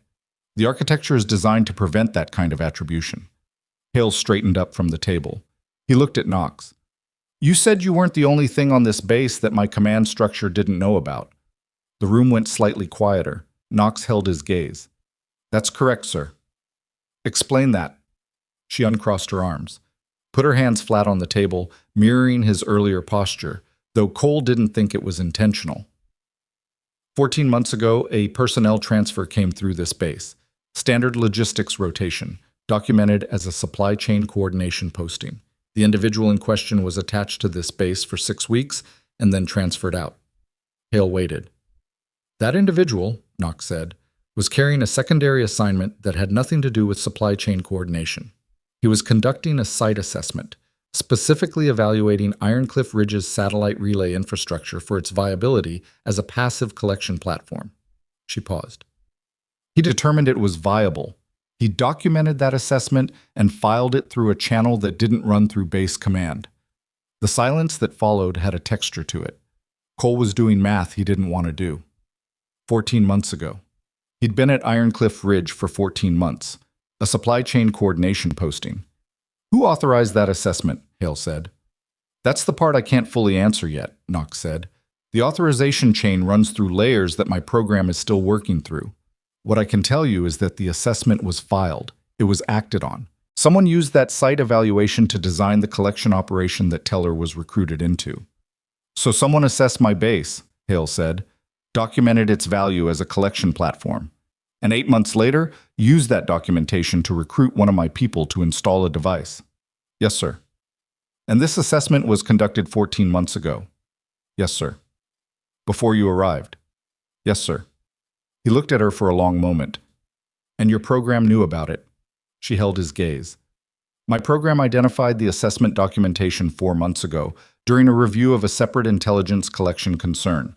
The connection to this base was not immediately apparent. It became apparent when I was assigned here." Another pause. "Part of why I was assigned here was to determine whether the assessment had been acted on." Hale absorbed that. Reed uncrossed his arms. "So your arrival here wasn't random?" "No," she said. "It wasn't. You were sent to find out if this base was compromised." I was sent to determine the scope of a potential compromise, yes. Reed looked at Hale, then back at Knox. And you couldn't tell Base Command that because Base Command was potentially part of the compromise. Potentially, she said. We didn't know who knew about the assessment. We didn't know whether the compromise extended to command level or was limited to a lower operational tier. Greer, at the far end of the table, made a sound. Not quite a word. The sound of a man who has just understood something unpleasant about a situation he'd thought he understood. That's why the program protocols kept you out of Base Command's briefing loop, he said to Knox. Not just for your protection. For the integrity of the investigation, she said. Yes, sir. Greer looked at Hale. I knew she was here for a sensitive assignment. I did not know the assignment was an internal assessment of this base. Were you part of the authorization chain for her arrival? Hale said. I cleared her access credentials. I was told it was a program rotation, that she needed a low-profile base for a period between operational deployments. He paused.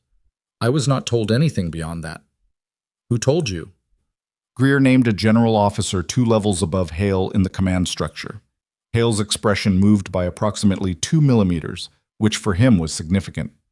He knew, Hale said.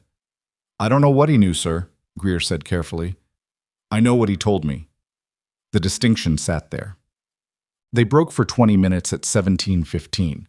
Cole went to the operations center, poured himself water from the station by the door, because the coffee situation had become genuinely counterproductive at this point in the day, and stood at the east-facing window looking at the building 14 roofline visible above the supply depot. Reed came in behind him. You doing okay? Reed said. I'm trying to figure out how much of the last 14 months I need to recontextualize, Cole said. The supply chain coordination posting. I processed that transfer. I logged it. I don't remember anything notable about it. He paused, which I imagine is the point. Reed got water for himself, stood beside Cole at the window. The guy who did the assessment, did Voss identify him? She didn't say. She knows. Probably. Reed looked at the roofline. Teller's story checks out, in broad terms. He's not a bad person who made a good decision. He's a scared person who made a bad one and then spent 4 days trying to find a way back from it. He paused. That doesn't make what he did okay, but it means the source of this thing isn't Teller. Knox said it wasn't primarily a base surveillance operation, Cole said. The base was just infrastructure. Yeah. Reed was quiet for a moment. She's been carrying this for the whole 3 weeks she's been here, walking around the base, eating in the dining facility, fixing scope mounts in the armory at 6 in the morning. Knowing that somebody was tracking her location and that she couldn't tell anyone why she was really here, he paused. That's a specific kind of weight. Cole thought about her standing in the dark at 0613 facing the mountains. He'd thought she was doing something psychological to prepare for the range demonstration. Now he wasn't sure that was wrong. He just thought she was probably also doing something else. The full briefing reconvened at 1740. Voss had used the break to pull additional analysis that she now presented with the efficiency of someone who understood that the room's patience for structured delivery was running short and that directness would serve better than thoroughness. The logistics firm Cutout, she said, had been linked through financial pattern analysis to a broader network of capability intelligence collection operations that spanned the last 3 years.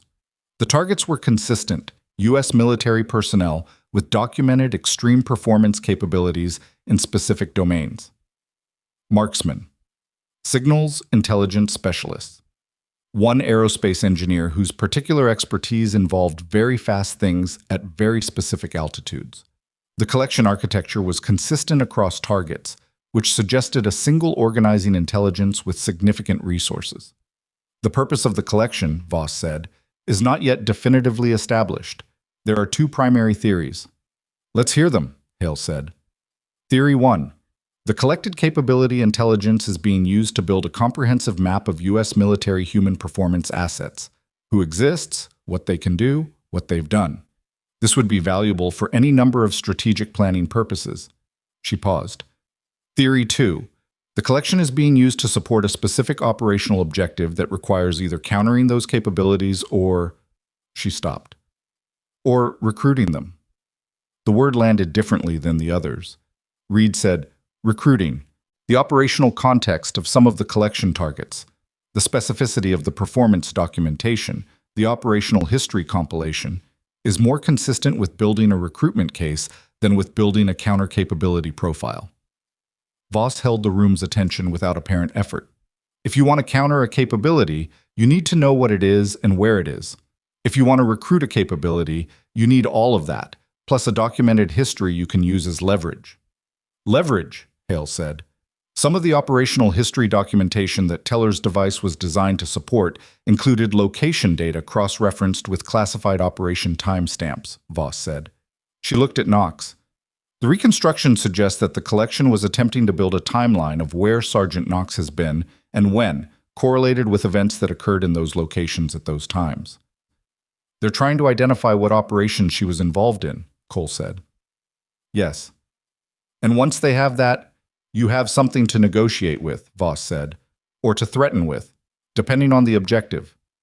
The room processed that. Knox was very still. Hale looked at her. Is there operational history in your record that could be used as leverage in the way Voss is describing? She met his gaze. Every operation I've been involved in is classified, she said.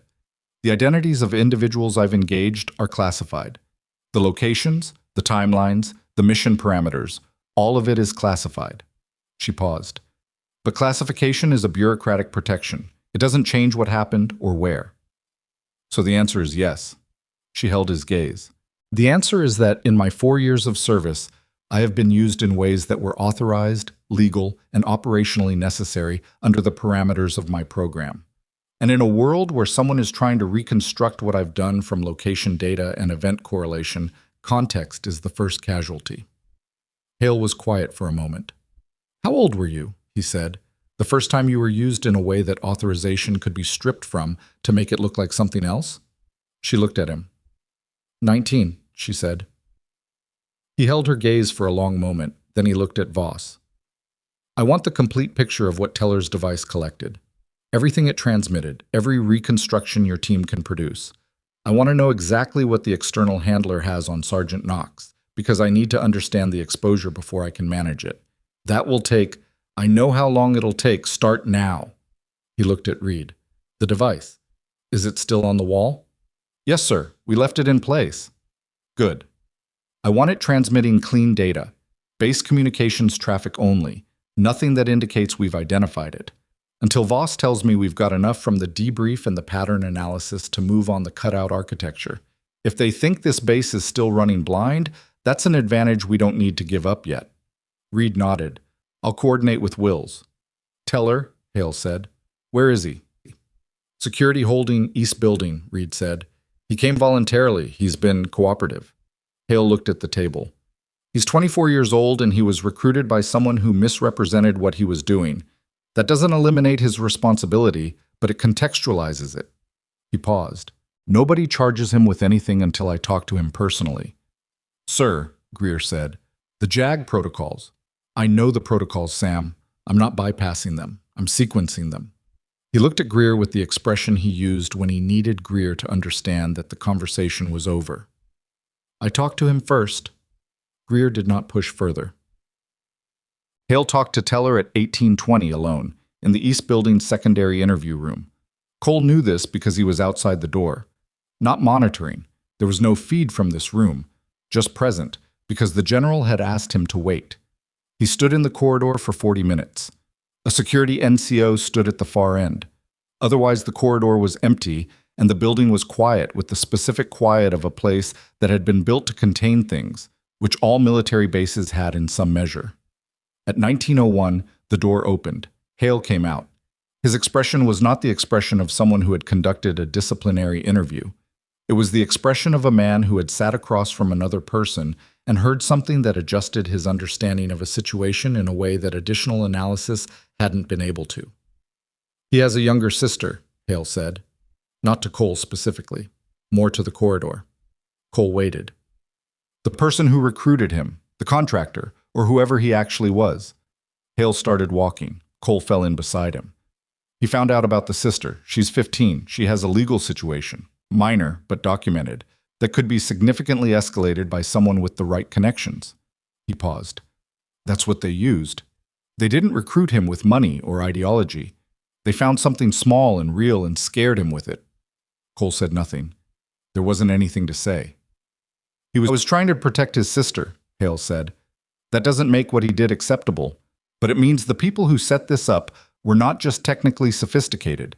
They were patient enough to build a human profile on a 24-year-old corporal in supply logistics. Patient enough to find a pressure point specific enough to actually work. He paused. That's a significant investment in accessing one base's communications infrastructure. Because the base wasn't the objective, Cole said. Knox was. Hale stopped walking. He stood in the corridor for a moment. Yes, he said. That's right. What? Knox was in the secondary briefing room when Hale came back to it, still at the table, working through something on Voss's tablet that Voss had left with her. She looked up when they came in. The general wants to talk, Cole said. She set the tablet down. Hale sat down across from her. He did it without ceremony, without the executive positioning of a senior officer conducting a formal interview. He just sat down like a person sitting across from another person, and Cole, standing at the door, recognized this as something he'd seen very few times in 14 months. The general operating without the performance of command authority. I want to ask you something, Hale said. Not for the record, not for the debrief, just because I want to understand something. She waited. When your program assigned you here, he said, to assess the potential compromise. They knew what that would involve. 3 weeks of operating inside a potentially compromised environment without being able to disclose your actual purpose to anyone in the command structure. He paused. Did they ask you if you were willing to do that? She looked at him. No, she said. Did you want to? She considered that. The real consideration, not the performed consideration of someone deciding what answer served their purposes. It's not the kind of work where what I want is the primary variable, she said. I knew what the assignment was. I accepted it. That's not the same thing as answering my question. She held his gaze for a moment. No, she said. I didn't particularly want to. I'd rather know who I can talk to. He nodded slightly. When you were standing in that armory at 6 in the morning fixing a scope mount, that wasn't part of the assessment. No, that was just something that needed fixing. You could have come back during normal hours, logged it through proper channels, done it with authorization.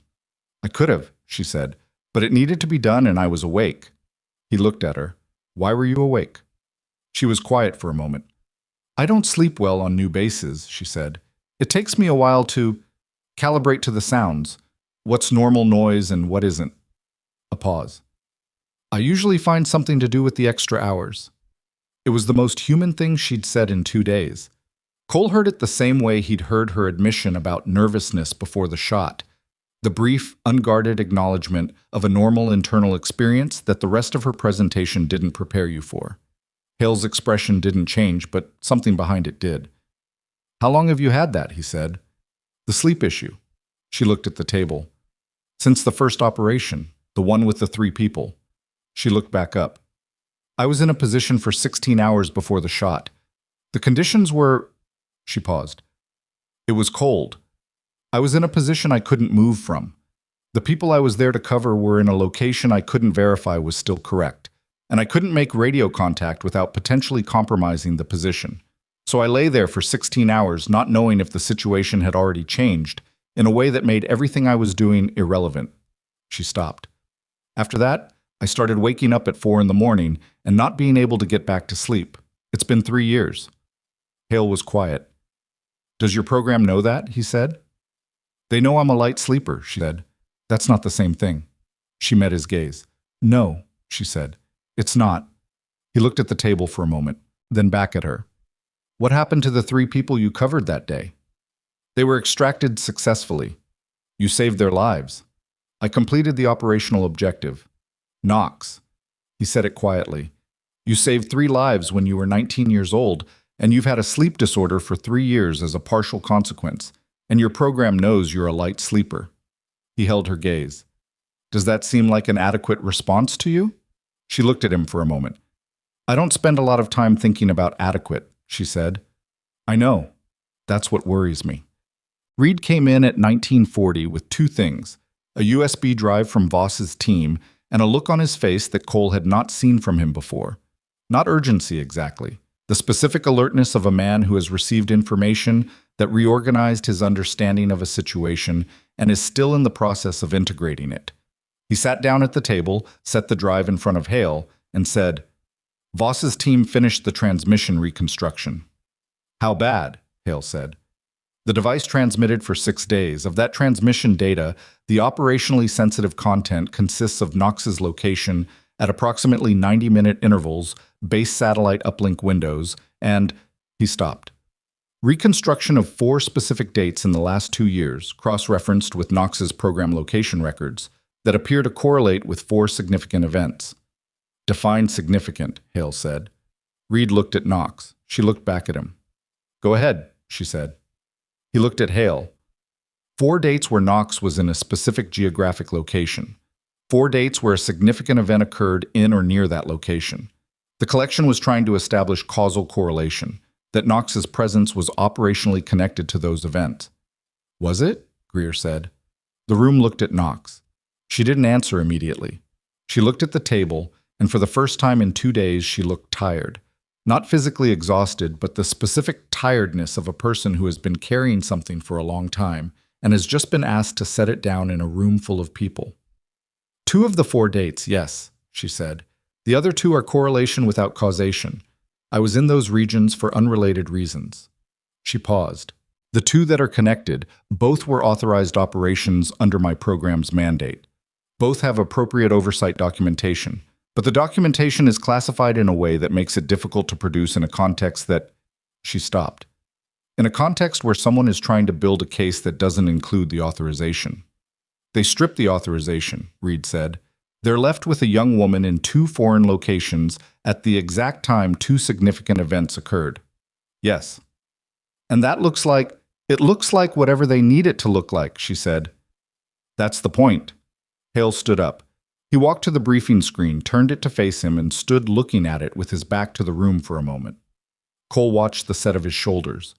The particular tension of a man making a decision he'd arrived at through a process he trusted, but that wasn't going to feel clean.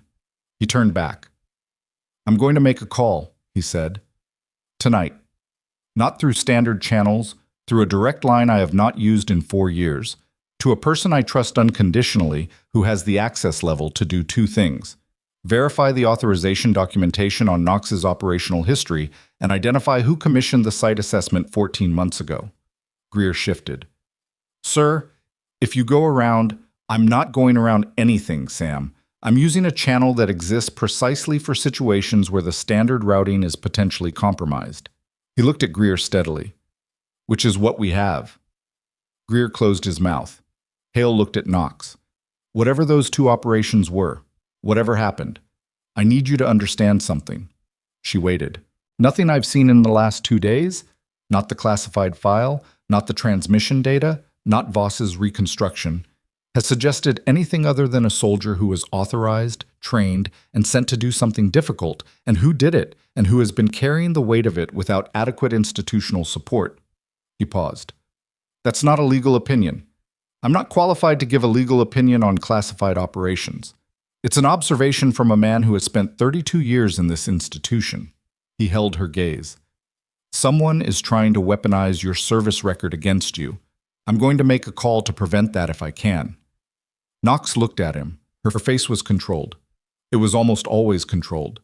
But something behind it, in the set of her jaw, in the specific quality of her silence, shifted in a way that Cole caught and could not quite name. "Thank you, sir," she said. It came out slightly different from the other times she'd said it. Less formal, less of a protocol response, and more of something she actually meant. Hale nodded once. "Get some food," he said. "Both of you." He included Cole in that with a look. "I need you functional tomorrow, and right now you look like the morning after a bad exercise." Reed stood. "What about Teller, sir?" "Teller is safe for tonight. I'll make the call about Teller's situation after my other call, once I have better context for what we're dealing with at a higher level."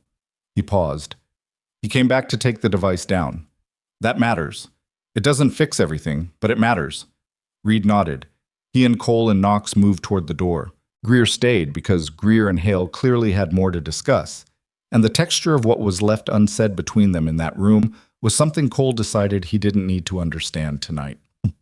The three of them ended up in the NCO dining facility because it was the nearest option, and because none of them had the energy for a longer walk.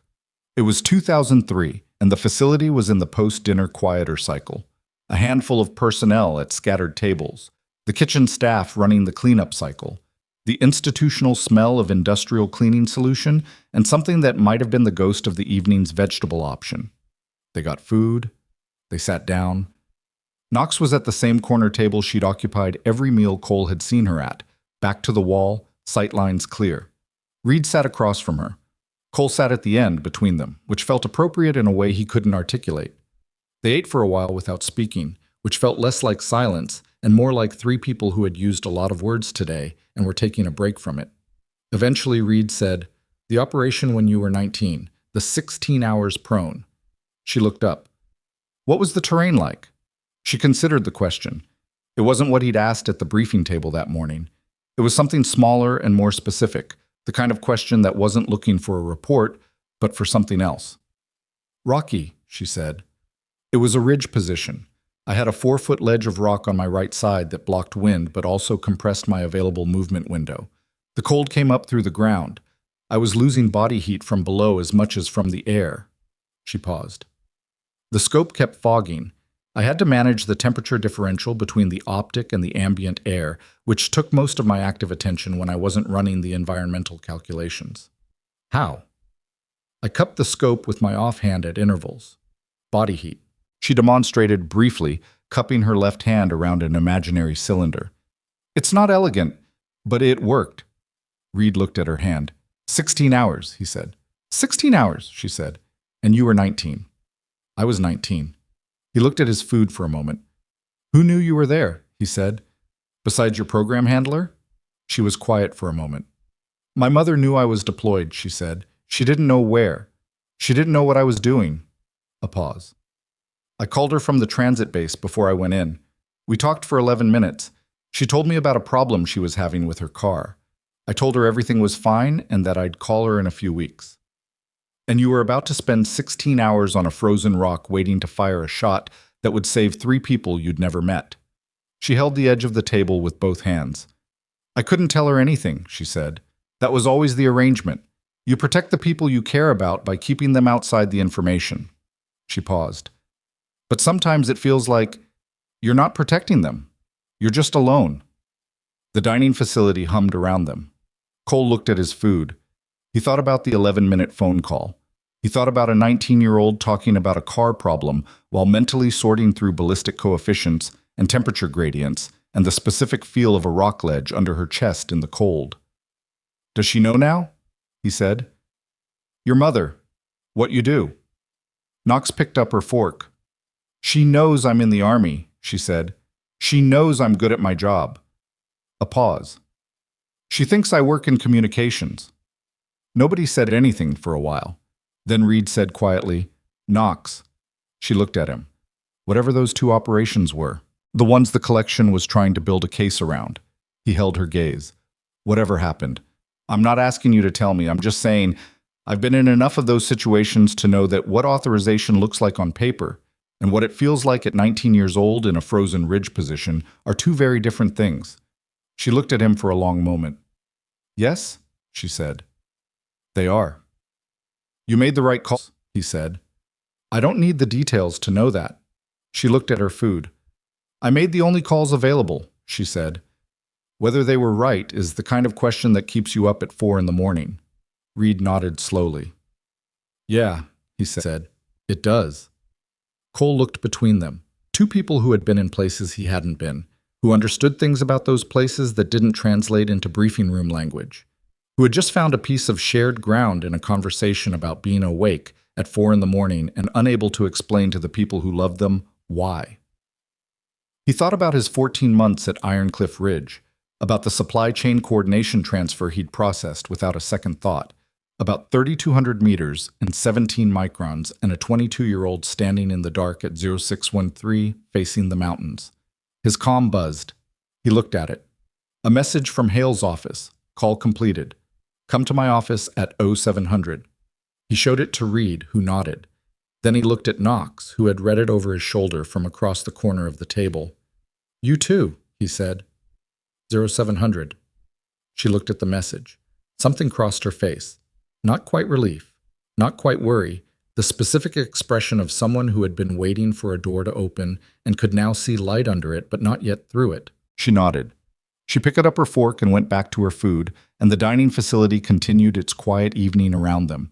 And somewhere on the exterior wall of Building 14, a small device continued to transmit clean, unremarkable base communications traffic to a handler who did not yet know that the picture they had been building, piece by patient piece, was about to change in ways they hadn't prepared for. Cole didn't sleep well. This was not unusual.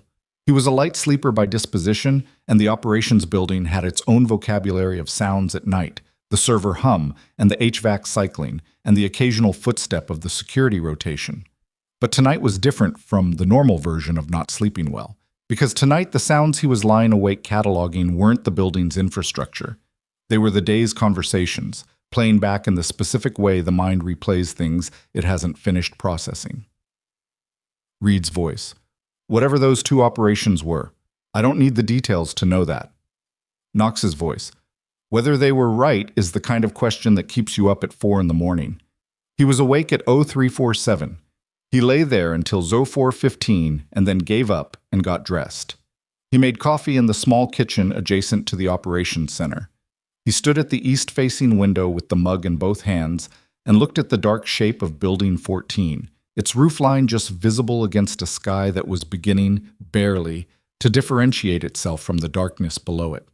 The device was still on that wall, still transmitting, still feeding clean, unremarkable data to a handler who was, at this moment, presumably reviewing it and finding nothing that suggested the operation had been compromised. Hale had made his call. Whatever had been said in it, Cole didn't know yet. He would know at 0700. He drank his coffee. He watched the sky lighten by increments. At 0512, he heard a door open somewhere in the building. At 0514, Knox appeared in the kitchen doorway. She was already in uniform. Her hair was done with the same quick, imperfect efficiency as every other morning. She looked at him, looked at the coffee, and moved to the machine without saying anything. Cole said nothing either. He watched her pour. She stood beside him at the window. They looked at the Building 14 roofline together for a while. "Did you sleep?" he said eventually. "Some," she said. "You?" "Not really." She nodded. That was the whole exchange. It was enough. At 0528, Reed arrived in the kitchen, also already dressed, with the look of a man who had slept adequately and felt faintly guilty about it. He saw them both. He got coffee. He joined them at the window without comment. The three of them stood there as the sky continued to lighten and the base began its morning sounds. Vehicles starting somewhere in the motor pool, a distant PA announcement too faint to make out, the crunch of boots on gravel from the security rotation passing the north perimeter. At 0601, Cole's comm buzzed. A message from Hale's office, 0630 instead of 0700, my office. He showed it to the others. Reed finished his coffee.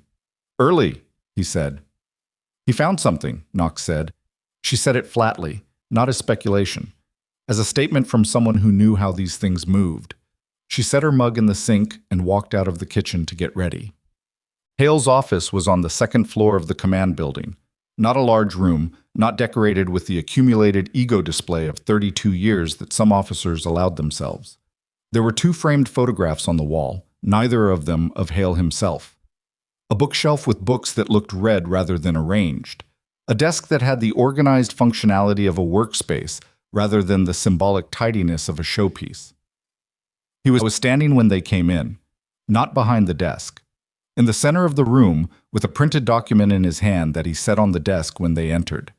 Greer was in the corner chair.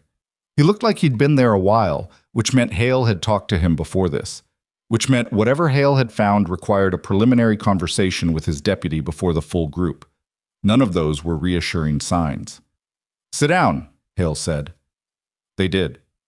Knox, Cole, Reed arranged themselves in the chairs in front of the desk. Hale remained standing. "The call I made last night," he said. "I spoke with someone who has been in federal service for 28 years and whose judgment I trust without qualification. He made 3 calls of his own before he got back to me at 0145 this morning.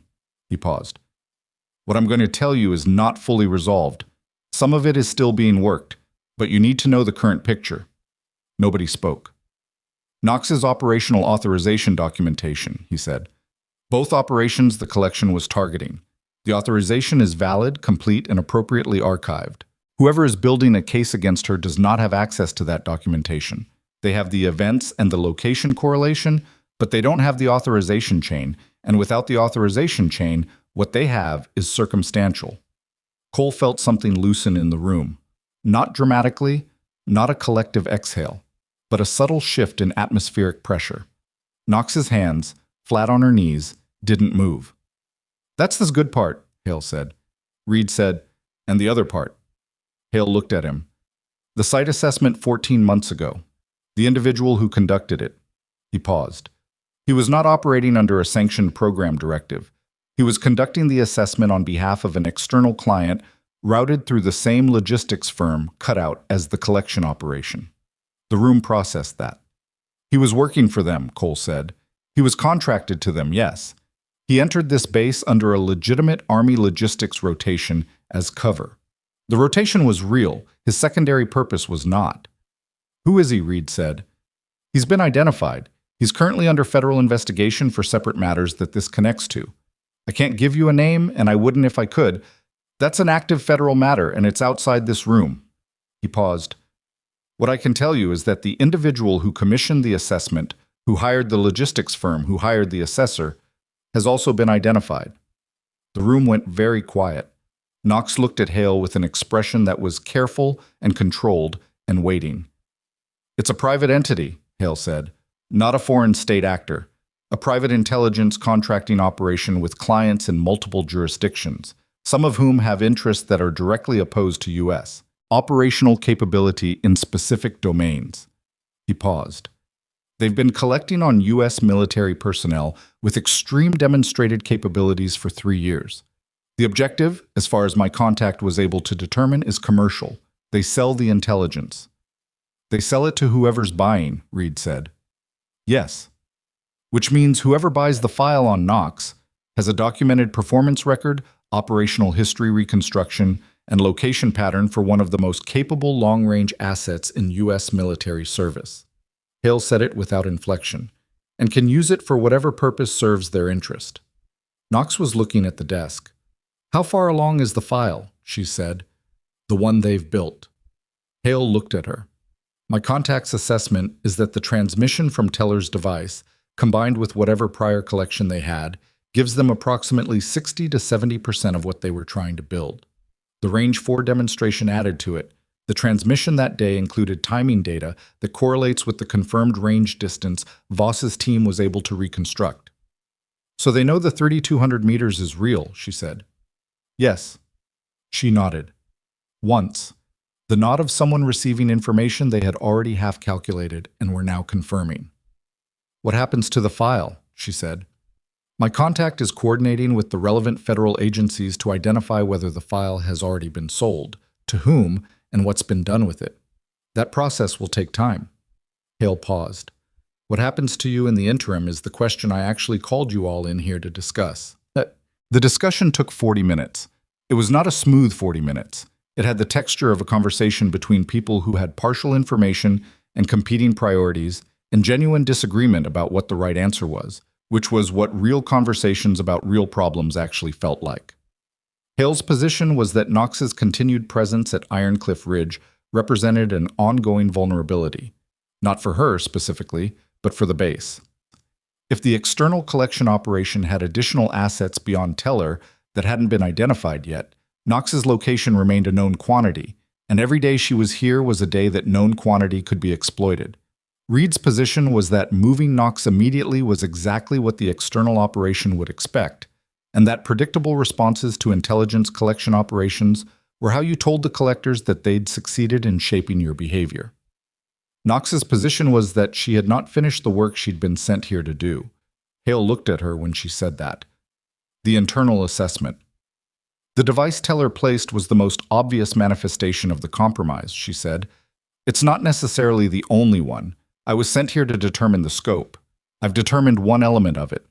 The question of whether there are additional elements, additional access points, additional personnel who were approached, whether the assessor from 14 months ago identified anything else that was subsequently acted on.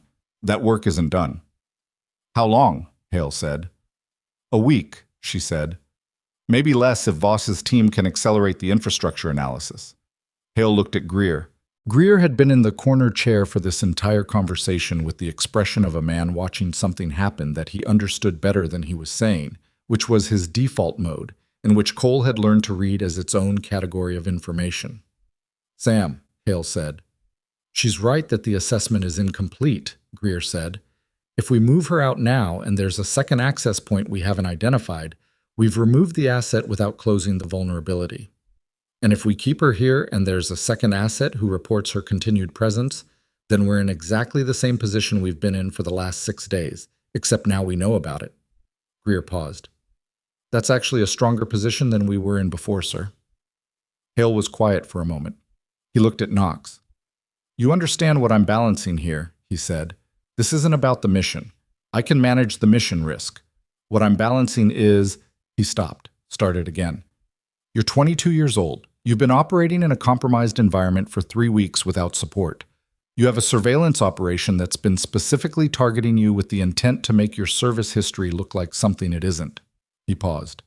And I'm sitting here considering leaving you in place for another week because it's operationally convenient. She looked at him. Sir, she said, with respect, every operation I've been part of has involved leaving me in place in a difficult environment because it was operationally necessary. That's what the job is. A beat. What's different about this one is that you know about it. I've had the others without anyone in my command structure who knew I was there and why. She held his gaze. This is actually the version with support. Hale looked at her for a long moment. He looked at Greer, then at Reed, then at Cole. Then he said, 1 week. Voss's team stays. Reed stays. Cole, you're the internal coordination point for everything that runs through this office. He looked back at Knox. And I want daily check-ins. Not reports. Conversations. You tell me where you are and I tell you what I'm hearing from the federal side. We do this together. Knox nodded. Yes, sir, she said. And this time it sounded exactly like what it was. Not protocol. Not military courtesy. Agreement. Between two people who had arrived at a shared understanding through the specific difficult route of honesty, and who were now, for the first time since she'd walked onto this base, actually working in the same direction. The week that followed was not dramatic in the way the preceding days had been. It was work. Careful, detailed, unglamorous work. The kind of work that happened in operations centers and briefing rooms and on secure terminals. The kind that didn't have a visible shape until it was done, and you could step back and see what had been assembled. Voss's team ran the full infrastructure analysis of the base communications architecture. They found one additional anomaly, not a device, but a configuration modification in the satellite relay array that created a passive logging function that had been in place for 11 months, and that no one in base maintenance had authorized or, apparently, noticed. It was subtle. The kind of subtle that required specific technical knowledge to implement and even more specific knowledge to identify. They removed it. They documented it. They traced the modification timestamp to a 6-hour window during a scheduled maintenance cycle 11 months ago, which narrowed the candidate list for who had made it to 4 people, of whom 2 had since transferred out and 2 were still on base. Hale handled the 2 who were still on base personally and quietly, which was his preference and which was the right call. Neither of them had made the modification knowingly. Both had been given what they thought were authorized configuration updates from what appeared to be a legitimate contractor instruction sheet. They had followed procedure. The procedure had been used against them. That was the shape of the whole thing, Cole realized as it came into focus. Nobody at the lowest operational level had done something with clear malicious intent. Teller had been scared into it. The maintenance techs had followed what looked like legitimate instructions. The supply chain rotation 11 months ago had been covered by real paperwork. The people doing the actual damage were operating at a remove behind cutouts and logistics firms and contractor credentials, and the people they used were just people, ordinary, imperfect, scared, or simply inattentive people who had no idea they were being instrumented. The federal investigation moved faster than anyone expected. By day 4, Cole's counterpart on the federal side, a woman whose title he was never given clearly, who communicated through Voss in short, precise messages, had confirmed that the private intelligence firm had moved the Knox file to a sales architecture but had not yet completed a transaction. The file was pulled from the sales process as part of a broader enforcement action targeting the firm's client accounts. Knox didn't hear about this from Hale. She heard about it in the daily check-in, which Hale conducted with the same directness he applied to everything. No softening, no institutional distance, just information delivered to a person who needed it and could handle it. They didn't sell it, he said on day 4. They were in his office, the two of them, Cole in the corner. The file is neutralized. Knox was in the chair across from his desk. She looked at him when he said it. She didn't say anything for a moment. The two operations, she said, the correlation data. Part of what was pulled, he said. It goes nowhere. She looked at the bookshelf to the left of his desk. The books that looked read rather than arranged. She looked at them for about 4 seconds. Okay, she said. That's it? What else would I say? He looked at her. Most people would have a more substantial reaction to hearing that someone had been trying to build a case against them, and that case has been stopped. She looked back at him. I've been doing this for 4 years. I've learned to save the reactions for after, when I'm somewhere I can afford them. She paused. I'll probably call my mother tonight. What will you tell her? That work is going well, she said. That I'm eating regularly. That the people here are… She stopped. The corner of her mouth moved. Decent. He held her gaze for a moment. That's a significant upgrade, he said, from whatever you normally tell her. It is, she said. On day 6, Reed found Cole in the operations center at 1400 and said, "Come look at this." He led Cole to the armory. Knox was at the workbench, the same bench she'd been at when Reyes found her 6 days ago. The same position, the same quality of focus. But the weapon in front of her was not the Barrett. It was 3 weapons. The base's long-range precision rifles, laid out on the bench in a sequence that made sense only if you understood the relationship between them, which Cole was beginning to. She was working through each one with the calibration tools, the scope mount check, the torque sequence, the systematic documentation of what she found. On the bench to her right was a legal pad covered in her handwriting. Numbers, mostly. Angular measurements, deviation values, maintenance flags in a shorthand. Cole couldn't read. She hadn't heard them come in. Or she had, and it didn't matter. Holt was sitting by the door in the same position he'd occupied 6 days ago, with the same coffee, watching her work with the same expression. The expression, Cole now understood, of a craftsman watching someone else operate at the far edge of a discipline they shared. She's been here since 0800, Holt said quietly. Why? Reed said. Because 3 of the 4 long-range rifles on this base had maintenance issues that nobody had caught, Holt said. She found all 3 in the first 2 hours. He paused. The 4th one, she says, is clean. Reed looked at Knox's back, at the careful movement of her hands, at the legal pad with its dense notation. She's not being paid to do that, he said. No, Holt said.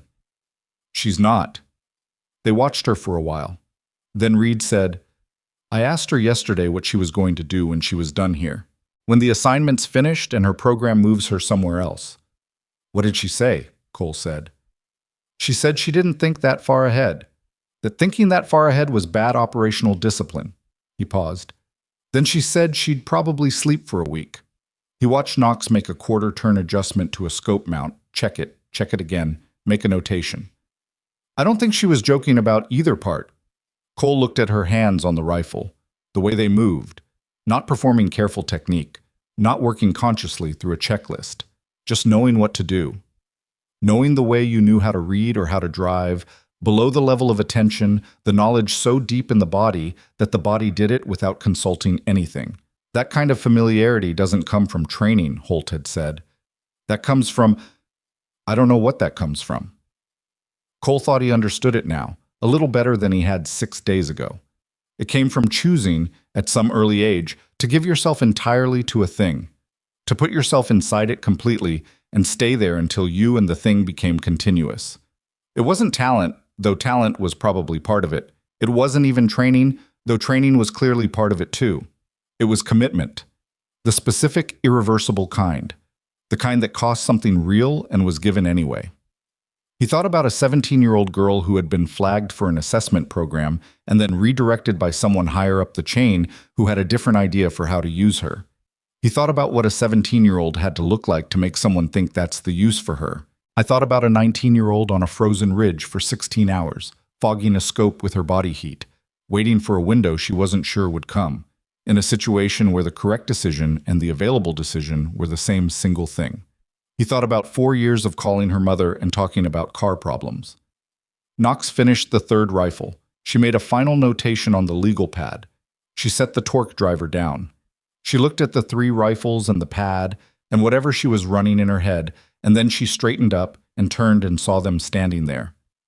"How long have you been watching?" she said. "A few minutes," Reed said. She looked at the legal pad. "The middle rifle needs a scope replaced, not just calibrated. The mount threads are worn. It'll pass a bench inspection, but at range, anything above 1,200 meters, it'll drift right, and nobody will know why until it matters." She looked at Holt. "I'll write it up properly, but someone needs to pull the scope before anyone uses it operationally." Holt was already writing something down. "I'll flag it for replacement today," he said. She nodded. She looked at Reed and Cole. "I'm almost done," she said. "Another day? Maybe 2. Cole understood she didn't mean the rifles. "And then?" he said. She looked at the bench, then at the mountains through the high, narrow window at the far end of the armory, just visible from where she stood. The dark ridges, the pale sky, range 4 somewhere in the middle distance. "Then I go wherever they send me," she said. Reed looked at her. "Does that ever—" He stopped, reconsidered. "Do you ever want to stay somewhere?" She was quiet for a moment. "Yes," she said. "Sometimes." She didn't elaborate, and they didn't push it, and that was enough. Well, Corporal James Teller appeared before a formal review board on day 7. Hale had spent the intervening days doing something that was not standard procedure and that he did anyway, which was build a complete human picture of Teller's situation before the board convened. He talked to Teller's unit supervisor, who described a soldier who was unremarkable in the best sense, consistent, reliable, not extraordinary, but genuinely competent and not given to cutting corners. He'd verified the situation with Teller's sister, which had taken 2 days and a federal-level contact, and confirmed everything Teller had said. He'd reviewed Teller's service record, which contained 4 years of clean performance evaluations, 2 letters of commendation, and nothing that suggested a pattern of judgment failures. The board was closed. Cole was not in it. What he knew came from Hale afterward. "He'll stay in service," Hale told Cole the evening after the board. "Reduced access classification for 18 months. Assignment transfer. He requested it, and I think it's right. He doesn't need to be here after this." He paused. "He also requested that when the federal investigation is complete, and if there's any opportunity to provide testimony against the people who recruited him, he wants to do it." "Did you tell him there would be an opportunity?" "I told him I didn't know," Hale said, "because I don't. But I also told him that the impulse he had, to go back and take the device down, was the right impulse, and that doing the right thing 4 days late was still doing the right thing." He paused. "I don't know if that's the most defensible institutional position." "It's the human one," Cole said. Hale looked at him. "Yes," he said. "It is." Autumn. Knox left on day 9. She did it the way she did everything, without announcement, without theater. Her departure was logged through the standard out-processing system. Her access credentials were cleared, her equipment was signed out. She left her barracks room in the same condition it had presumably been in when she arrived, which Cole imagined was indistinguishable from unoccupied. She came to say goodbye to 3 people. Holt first, in the armory, where she signed off on the maintenance documentation she'd completed, and where Holt said very little and handed her a small calibration tool, the same style as the pen she'd been using when he first met her, without explanation. She took it without explanation. They shook hands like 2 people who had done work together and respected what the other person brought to it. Reed second, in the operations center parking lot, which was an odd location but was apparently where he happened to be when she found him. The conversation lasted under 3 minutes. Cole wasn't in earshot and didn't try to be. He saw Reed's face during it, though, and saw the moment near the end when something shifted in Reed's expression. Not grief, not sentiment, but the specific expression of a man who had encountered a standard for something he cared about and was recalibrating accordingly. When Knox walked away, Reed stood in the parking lot for a moment before going back inside, and he had the look of someone who had just finished revising something important. Cole last, at the main gate, because that was where she ended up, and that was where he happened to be walking when she came through with her gear. She had the long case, her rifle, in its olive-drab foam-nested housing, a standard-issue duffel. Nothing else visible. She saw him and stopped. "Cole," she said. "Sergeant." She looked at him with the steady, calibrating regard she'd had from the beginning, measuring, assessing, not unkind. "You're good at what you do," she said. "I want you to know I noticed that. The way you run information, the way you keep track of what matters and what doesn't. That's not common." She paused. "The general is lucky to have you." He wasn't sure what to do with that, so he said, "You're going to be okay." She looked at him. "The file is neutralized," he said. "The operations are protected. Whatever comes next, you don't have to carry the two operations anymore the way you have been." She held his gaze. "I know," she said. "Do you?" He didn't say it as a challenge, just as a genuine question. She was quiet for a moment. "I'm working on it," she said, which was the honest answer, and they both knew it, and it was enough. She picked up the long case, adjusted the strap on her duffel, and walked through the gate. Cole watched her go until she reached the transport vehicle waiting at the road. She loaded her gear in the back. She didn't look back at the base, which he had expected. She got in the passenger side and the vehicle pulled out and moved down the access road and was, within a minute, gone around the first bend and out of sight. He stood at the gate for a moment. Then he turned and walked back onto the base. Hale was in his office at 0700 the following morning, which was nothing unusual, and Cole was at his desk outside it, which was also nothing unusual, and the base was doing its morning sounds. Vehicles, boots on gravel, the distant PA, which was nothing unusual at all. Hale came to the door of his office at 0712. He looked at Cole. "The scope replacement on the precision rifle," he said. "Did Holt get the requisition in?" "Yesterday afternoon, sir. Parts ETA is 4 days." "Good." He paused. "The maintenance documentation Knox produced, the full log, filed in the armory records and copied to the base maintenance archive. Make sure it gets to the program oversight office as well. Whatever her program designation is, they should know the work she did here." "I'll find the routing through Voss, sir." Hale nodded. He stood in the doorway for a moment. "Cole." "Sir?" "When she was at range 4, the shot." He paused. "I've been thinking about something she said, about the long part not being the distance." Cole remembered. "The wait. Before the trigger." "Yes." He was quiet for a moment. "I've been doing this job for 32 years. I've made decisions that cost people things, and decisions that kept people alive, and decisions that I'll take to my grave wondering about. And I think the thing she said about sitting in the space between what you've prepared and what's actually going to happen and making peace with it." He stopped. "I think that's the whole job, not just hers. All of it." Cole looked at him. "The difference," Hale said, "is that most people doing this job have someone who knows they're doing it. Some institutional structure, some chain of command, some—" He paused. "Some people who know what they're asking her to sit in, and for how long." He looked at the middle distance, somewhere past Cole's shoulder. "She's been sitting in it alone." Cole thought about the 11-minute phone call, the car problems. "Everything's fine. I'll call in a few weeks." "Yes, sir," he said. "She has been." Hale held the doorway for another moment. Then he said, "Make sure the routing on that documentation goes through correctly. I want her program to have a complete record of what she accomplished here. Not just the operational assessment, everything." He paused. "The scope mounts too." "Yes, sir." He went back into his office. The door stayed open, which was how he worked on ordinary days. Open door, ready for the next thing, the base running around him in its ordinary rhythms.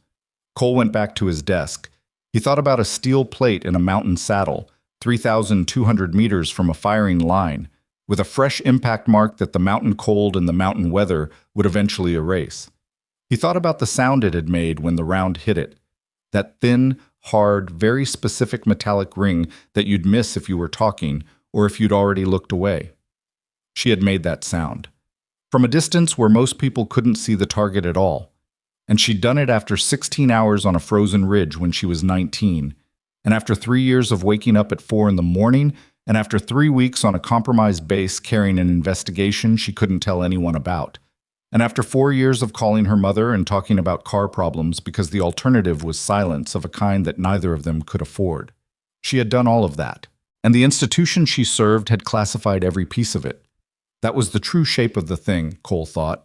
Not the shot, not the badge, not the 3,200-meter confirmed, which was real and extraordinary and would probably never appear in any public record anywhere. The true shape of it was the carrying, the weight of capability and service and sacrifice that couldn't be acknowledged, couldn't be shared, couldn't be set down. That had to be picked up every morning and carried through the day and set beside you at night while you tried to sleep, and then picked up again at 4 in the morning when sleep wouldn't come. Mara Knox had been doing that for 4 years. And for 9 days on one mountain base in February, at least a few people had known she was doing it, and had tried, imperfectly, belatedly, within the limits of what the institution and the situation allowed, to make sure she didn't have to do it entirely alone. That wasn't enough. He knew it wasn't enough. She knew it better than he did. But it was what they had, and it was more than she'd had before, and sometimes that was how things moved. Not in clean resolutions and complete recognitions, but in increments. Small, imperfect, genuine increments. A general who admitted he was wrong. An armorer who handed her a calibration tool she hadn't asked for. A special forces captain who bought bad coffee and listened. A lieutenant colonel's aide who stood at a gate and told her she was going to be okay, and meant it, and who she had looked at and said, "I'm working on it," in a way that was the most honest thing anyone had said in 9 days. The base went about its morning. Iron Cliff Ridge, ordinary and functional and ordinary again. The mountains around it unchanged and the sky above them pale and cold and immense. Somewhere on an access road heading south, a transport vehicle carried a woman with a long rifle case and a duffel bag and a legal pad full of maintenance notations toward whatever came next. She wasn't looking back. She never needed to. The hardest things we carry are not the ones that break us. They are the ones we keep carrying, in silence, for the sake of people who will never know we carried them at all. The least we can do for the people who carry those things is look carefully